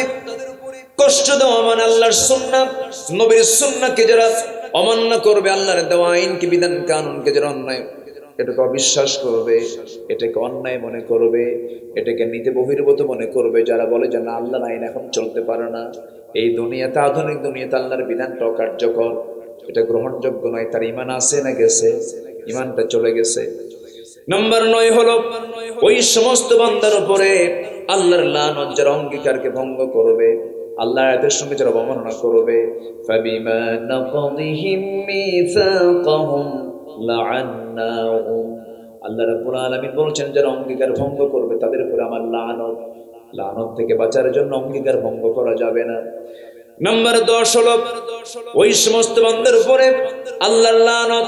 আল্লাহ সম্পর্কে যারা মিথ্যা রচনা করবে, তাদের উপর আল্লাহর লানত। আল্লাহ রাব্বুল আলামিন বলছেন, ومن أظلم ممن افترى على الله كذبا أولئك يعرضون على ربهم ويقول الأشهاد هؤلاء الذين كذبوا على ربهم ألا لعنة الله على الظالمين. جربون الله أكبر. আল্লাহর সম্পর্কে যারা মিথ্যা রচনা করবে, তাদের জন্য আল্লাহ রাব্বুল আলামিন বলেছেন আমার লানত তাদের উপরে বর্ষণ হবে। এই সমস্ত অপরাধ থেকে আল্লাহ পাক আমাদেরকে বাঁচার তৌফিক দান করুন। সবাইকে নামাজ পড়ি নাকি? সবার নামাজ আছে তো নাকি? নামাজ কয় ওয়াক্ত? আসতে বলবেন, নামাজ কয় ওয়াক্ত? আজকে ঈশার নামাজ সবার হয়েছে নাকি? আওয়াজ কম হয়ে গেছে। সবাইকে ফজর পড়বেন নাকি? আওয়াজ কিন্তু তাও কম মনে হচ্ছে। সবাই কি ঈশার নামাজ পড়বেন? ফজর নামাজ পড়বেন? পড়তে রাজি আছেন? সবাই পড়তে রাজি আছেন? 5 ওয়াক্ত নামাজ পড়তে রাজি আছেন? কারা কারা একটু হাত তুলে দেখান। জোরে বলি ইয়া আল্লাহ।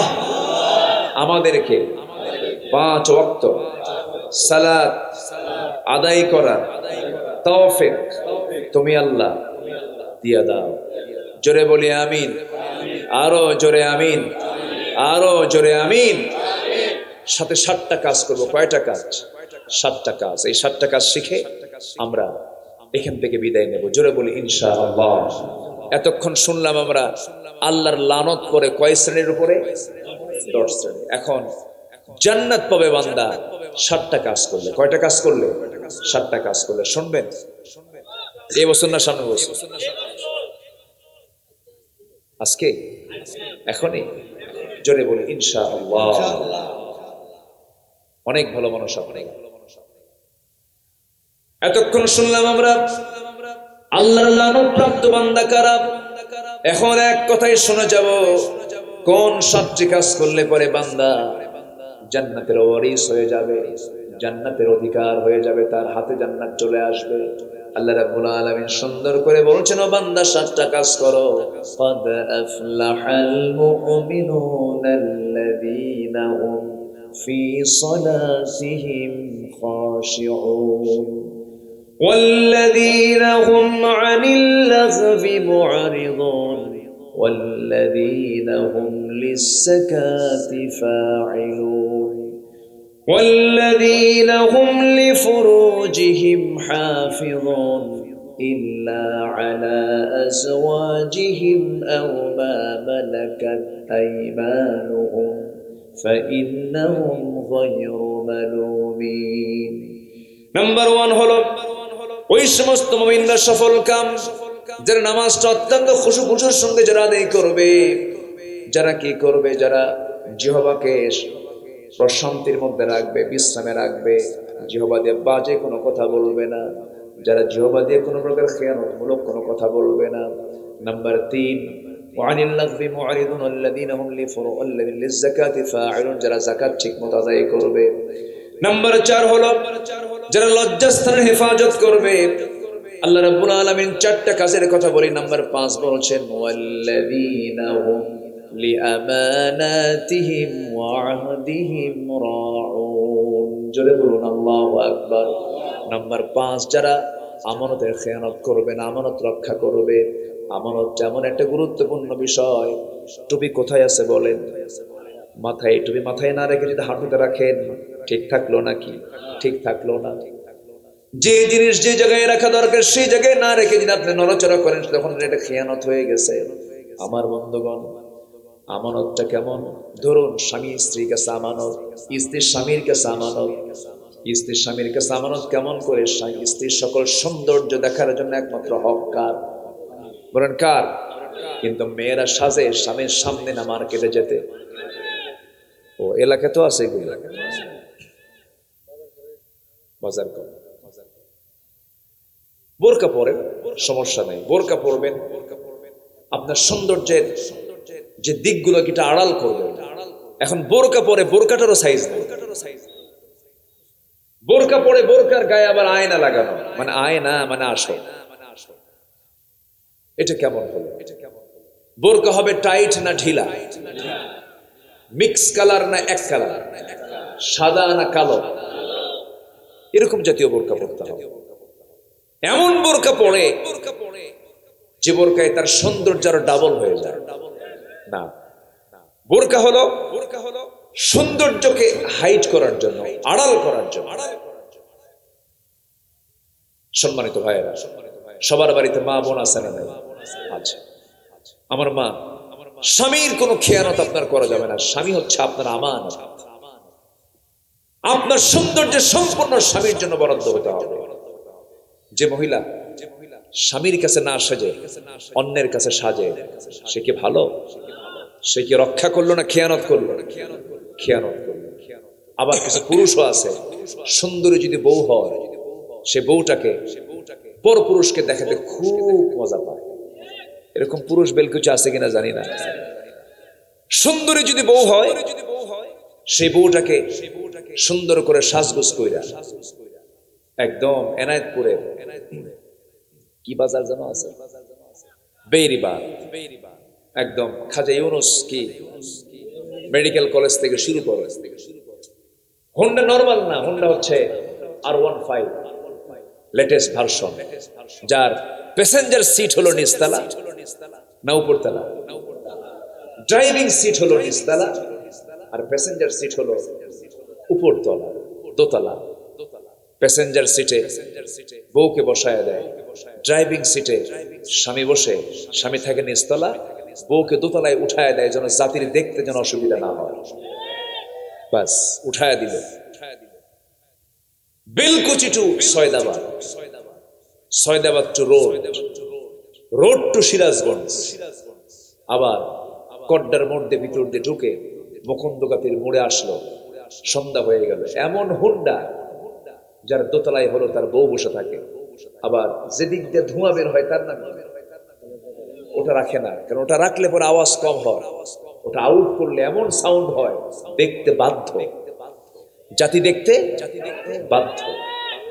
জাতিকে দেখায় সন্ধ্যা রাত দিয়ে যমুনার তীরে গিয়ে বউটাকে সুন্দর করে সাজগোজ কইরা, লাল লিপস্টিক, লাল বোরকা, লাল লিপস্টিক, লাল শাড়ি, চুলটা ছেড়ে দিয়া অর্ধলগ্ন দেহ ডিসপ্লে করে 16 প্রো কি ম্যাক্স, হ্যাঁ এই তো আইফোন ম্যাক্স, কি নাম আল্লাহ জানে, ছবি একখান তুলে বউয়ের ছবিটাকে ফেসবুকে পোস্ট করে ক্যাপশন লিখলো, আর্টিকেল লিখলো, আসুন আমার বউটাকে সবাই জামাতের সাথে দেখি।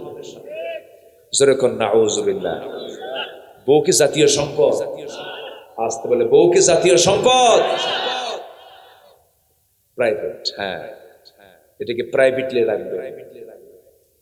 সম্মানিত ভাইয়েরা, যদি এমন কেউ করে, এটা আমানতের কি হয়ে গেল? খেয়ানত হয়ে গেল। আবার কিছু কিছু যুবক আছে নিজের বইয়ের দিকে তার কোনো নজরই নাই, খেলে পরের বইয়ের দিকে নজর। এরকম আছে কিনা বলে? নোংরামি, দুষ্টামি, এগুলো করা জায়েজ নাই, এগুলো খেয়ানত, স্পষ্ট হারাম। এবং এটার শাস্তি হলো সবচেয়ে ভয়ঙ্কর শাস্তি। জেনাকারের শাস্তি হলো তাকে পাথর মেরে শেষ করে দাও। কার বিধান? আল্লাহর বিধান। আমার বন্ধুগণ, নামাজ দিয়ে শুরু, নামাজ দিয়ে শেষ। নাম্বার 1, নামাজটাকে যারা কন্টিনিউ করবে, যত্নবান হবে, এরপরে জিহ্বাকে কন্ট্রোল যারা করবে, আল্লাহ রাব্বুল আলামিন নাম্বার 3 বলছেন যারা যাকাতটা দেবে। নাম্বার 4 হলো লজ্জাস্থানকে যারা হেফাজত করবে। নাম্বার 5 যারা আমানতের খেয়ানত না করবে এবং যারা ওয়াদা ঠিক রাখবে। আমার বন্ধুগণ, 71 থেকে শুরু করে নিয়ে আজকে 2024 সাল 5 অগাস্টের আগ পর্যন্ত যত সরকার ক্ষমতায় ছিল সব তো ওয়াদার দিক দিয়ে রক্ষাকারী ছিল। রক্ষাকারী ছিল? ওয়াদা রক্ষা করেছে না ভঙ্গ করেছে? তাহলে এখন একটু চিন্তা করা দরকার, যারা ওয়াদা ভঙ্গ করবে তাদের হাতে দেশ নিরাপদ না বিপদ? নিরাপদ না বিপদ? আমার বন্ধুগণ, নাম্বার 7 হলো যারা নামাজের ব্যাপারে যারা যত্নশীল হবে। প্রথমে বলা হলো নামাজ যারা খুশুর সঙ্গে যারা আদায় করবে। সর্বশেষ হলো যারা নামাজের ব্যাপারে যত্নশীল হবে। এই 7টা কাজ করলে পরে মহান রব্বুল আলামিন বলছেন, উলাইকা হুমুল ওয়ারিসুন আল্লাযীনা ইয়ারিসুনাল ফিরদাউসা হুম ফিহা খালিদুন। জোরে বলুন আল্লাহু আকবার। এই আচরণগুলো যারা করবে, এই 7টা গুণ যাদের মধ্যে থাকবে, এরা হবে জান্নাতুল ফিরদাউসের ওয়ারিস। আল্লাহ তাআলা প্রত্যেককে 7টা গুণে গুণান্বিত হওয়ার তৌফিক দান করুন। জোরে বলি আল্লাহুম্মা আমিন। আরো জোরে আল্লাহুম্মা আমিন। আমার বন্ধুগণ, দুনিয়া ছেড়ে সবাই চলে যাব। নামাজবিহীন চলে গেলে পরে, নামাজ ছাড়া চলে গেলে বিপদ না নিরাপদ?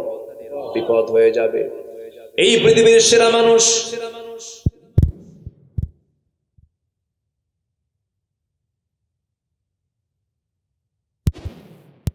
দেখাতে পারবেন না। নবীজির ইন্তেকাল যখন হবে, মুমূর্ষ অবস্থা যখন মারা যাবেন, একবার হুঁশ একবারে বেহুশ। নবীজির ইন্তেকালের সময় আমার নবীজিকে জীবদ্দশায় বিষ প্রয়োগ করা হয়েছিল খাবারের মধ্যে।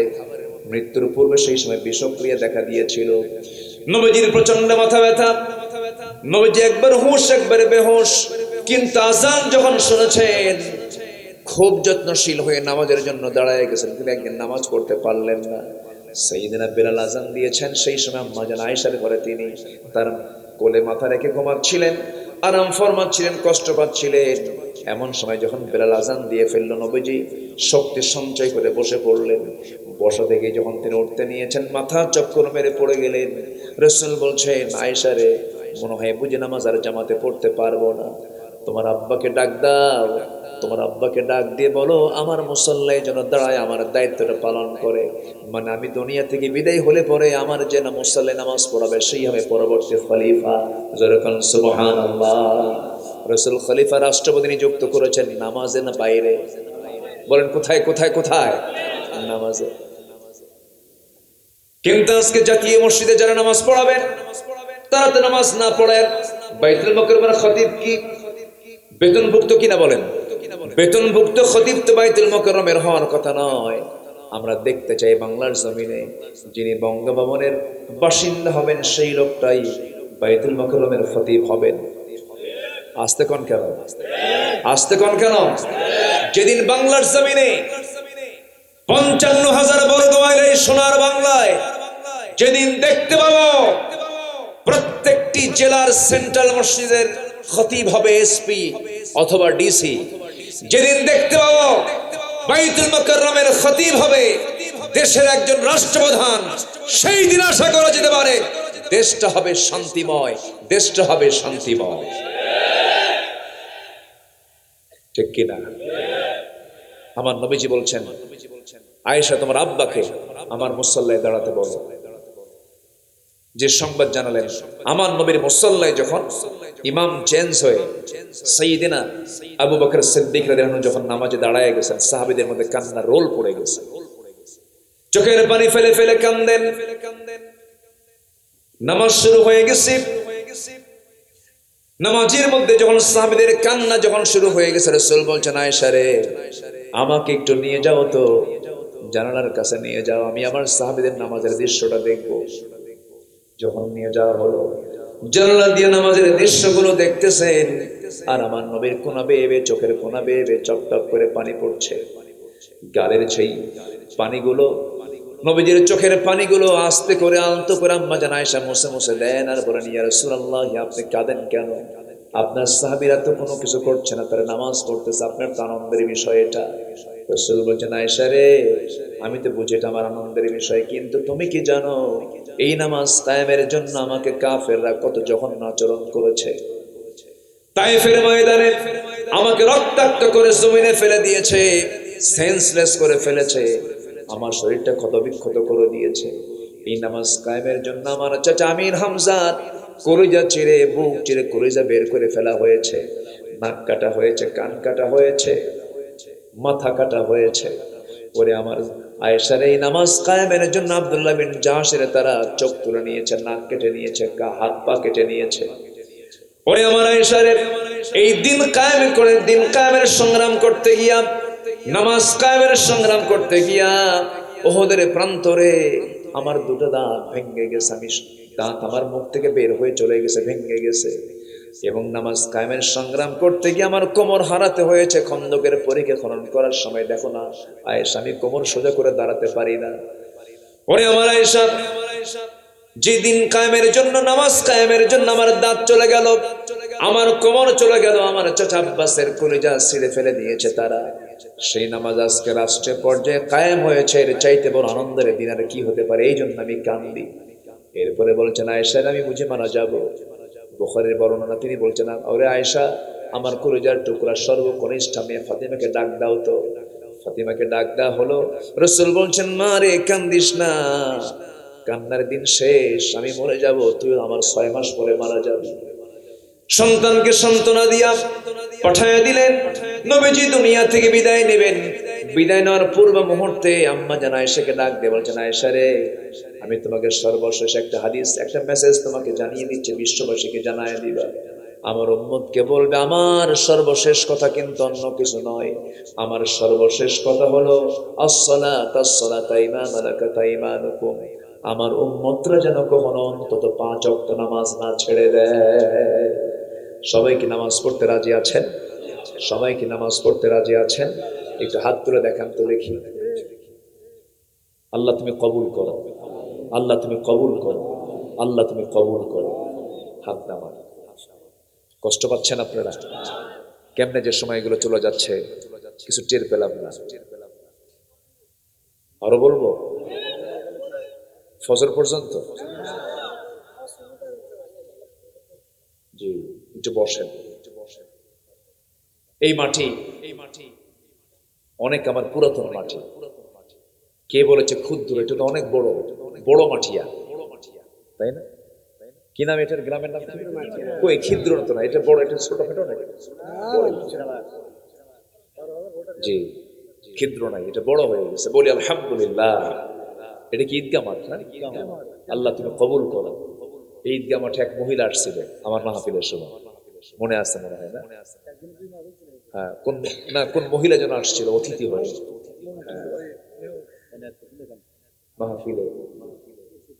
মাহফিলে। আচ্ছা, মসজিদে যদি নামাজ পড়াতে যায় কোনো মহিলা, ভালো হবে? মেয়েদের নামাজের জায়গা মেয়েদের জন্য একসাথে না পৃথক? বলেন একসাথে না পৃথক? পৃথক। কি করে নাই তারা? অনেক কিছু করেছে, এটা উচিত নয়।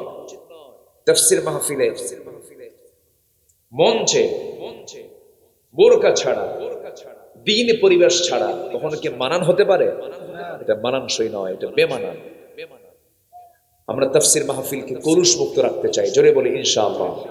এটাও বলে দিতে চাই প্রযুক্তির কল্যাণে, মাহফিলের পোস্টারে দেখা যায় অনেক সময় যিনি মাহফিলের আলোচক তার নামটাই চোখে পড়ে না, নেতার নাম দিয়া সরাসরি। সেদিন দেখি এক মাহফিলের পোস্টারে নাম দেওয়া আছে প্রায় মোটামুটি ১,৫০০ মানুষের নাম।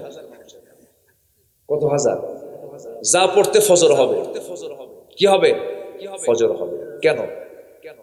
মাহফিলে পোস্টার থাকবে বড়জন, যে কয়েকজন কথা বলবেন এই মাইকে কোরআন এবং হাদিসের, এছাড়া আর কোন নামের প্রয়োজন। নাম দেবেন তুমি বলতে পড়বেন, ওর নাম দিল আমার নাম কই? ঠিক কিনা বলেন? ওর নাম দিল তো আমার নাম কই? এই নিয়ে ঘুদে ঘুদে নামেরই দরকার নেই। এই পোস্টারের ভাইরাস থেকে আল্লাহ পাক হেফাজত করুন, জোরে বলি আমিন। ঠিক আছে না? জি। আবু সাইদ, হ্যাঁ, যে কইছে ও শহীদ। আবু সাইদ শহীদ হয়নি, যে কইছে ও কি? ও গাজী। সম্মানিত ভাইয়েরা, যদি কেউ আগুনে পড়ে মারা যায় শহীদ, যদি কেউ বন্যার পানিতে পড়ে মারা যায় সে শহীদ। যদি কি থাকে? জোরে কোন? যদি কি থাকে? ঈমান থাকে। যদি কেউ সাপের কামড়ে মারা যায় সে শহীদ। কি থাকে? যদি কারো মৃত্যু জুমাবারে হয়, শুক্রবারে হয়, তাহলে সে কি? যদি কি থাকে? ঈমান থাকে। আবু সাইদ কি হিন্দু? আবু সাইদ কি বেঈমান? আবু সাইদ কি বেনামাজি? আমি দেখেছি, গিয়েছি তার বাড়িতে, সে আমল করতো, স্টাডি করে গবেষণা করতো। 5 ওয়াক্ত নামাজি ছিল সে শহীদ না? তোর কাছে কেউই নাজিল করছে, শহীদ না বলিস? আমরা তার জন্য দোয়া করি, আল্লাহ তুমি তার মৃত্যুটাকে শহীদ মওত হিসেবে কবুল করে দাও। সে শহীদ কিনা এটার প্রকৃত রহস্য সত্য এটা জানেন কে? আসতে বলেন জানেন কে? সে শহীদ না তুই ফতোয়া দেওয়ার, ঠিক কিনা? যে বক্তব্য দিছে ও কিছুই না, ও বদমাইশ, খসর মারা কিছু লোক আছে না নাই? সম্মানিত ভাইয়েরা, মুগ্ধ নামে একটা ছেলে পানি দেয় আর বলে কারো পানি লাগবে, কারো পানির প্রয়োজন আছে, এই যে পানি নিয়ে এসেছে, পানি খাও, পানি পান করো। মানবতা কাকে বলে? আমি কোরআন আমি স্টাডি করেছি যতটুকু, এলেম শূন্য আমি, তেমন এলেম নাই আমার। ভাঙ্গা চূড়া যতটুকু স্টাডি করেছি, কোরআনে কারীম পড়ে আমি যতটুকু বুঝতে পেরেছি, ইসলামের যত শ্রেষ্ঠ কাজ আছে একটা মানুষের জীবনের যত শ্রেষ্ঠ আমল আছে এর মধ্যে শ্রেষ্ঠ আমল হলো যে মানুষ মানুষের উপকার করে, যে মানুষ মানুষের কল্যাণ করে। একটা জাতিকে জুলুম থেকে, জুলুমশাহী থেকে, জুলুমতন্ত্র থেকে বাঁচানোর জন্য যে দুহাত বিছিয়ে দিয়ে বুকের তাজা প্রাণ ঢেলে দিতে পারে, তার ব্যাপারে যারা বাজে মন্তব্য করবে, ওর ঈমান আছে কিনা সন্দেহ। কথা ক্লিয়ার? কথা ক্লিয়ার? হ্যাঁ, সে শহীদ কিনা এটা তো আমিও বলতে পারবো না, এটা সত্য। তবে হ্যাঁ, তার ঈমান তো আছে, সেটা নামাজি তো। আল্লাহ তুমি তার মৌত থেকে শহীদে মৌত হিসেবে কবুল করে নাও। কথা বোঝা গেল? ফতুয়া দেওয়ার আর জায়গা পায় না, বুঝলে? ফতুয়া প্যাসের জায়গায় এসে লাগায় না। কিছু বদমাইশ আছে, এমন খতিব 5 আগস্টের পরের সপ্তাহে খতিব নাই, পালায়। 2 সপ্তাহ পর আবার দখল করতে আসছে। জুতার বৃষ্টি, জুতা যখন মারা শুরু হয়েছে, পালায় সাংবাদিকদের ডেকে বলে, ভাইরা আমার কপাল খুব ভালো, আমার গায়ে একটা জুতার বাড়িও পড়ে নাই। আসুন আমরা দিনকে বোঝার চেষ্টা করি, পরকালমুখী হৃদয় বানাই। জোরে বলি আল্লাহুম্মা আমিন। সবার কাছে একটু আন্তরিক ভাবে আমি একটু কামনা করছি, মাহফিল কমিটি অনেক আগেই চাদর নিয়ে দাঁড়ায় ছিলেন। আপনাদের সম্মানে আমি বলিনি, আপনিও মেহমান, দাওয়াতের সাড়া দিয়ে এসেছেন। আপনি এসেছেন, আপনি আবার আপনার পকেট থেকে এখানে দিয়ে যাবেন। আপনি কি পৃথিবীর কাউকে দিয়ে যাচ্ছেন, না আপনার অ্যাকাউন্টে দিচ্ছেন? যে টাকা দেওয়া হচ্ছে এটা কি অন্য কোনো ব্যক্তির অ্যাকাউন্টে যাচ্ছে, না নিজের অ্যাকাউন্টে যাচ্ছে? যা দেব এটাই আমার অ্যাকাউন্টে থাকবে, যা দেব না তার ছেলের অ্যাকাউন্টে যাবে, মেয়ের অ্যাকাউন্টে যাবে, ভাইয়ের অ্যাকাউন্টে যাবে। আর আমি যা আজকে দিয়ে যাবো, এটা কার অ্যাকাউন্টে যাবে? নিজের অ্যাকাউন্টে যাবে, যা একদিন তোলা যাবে।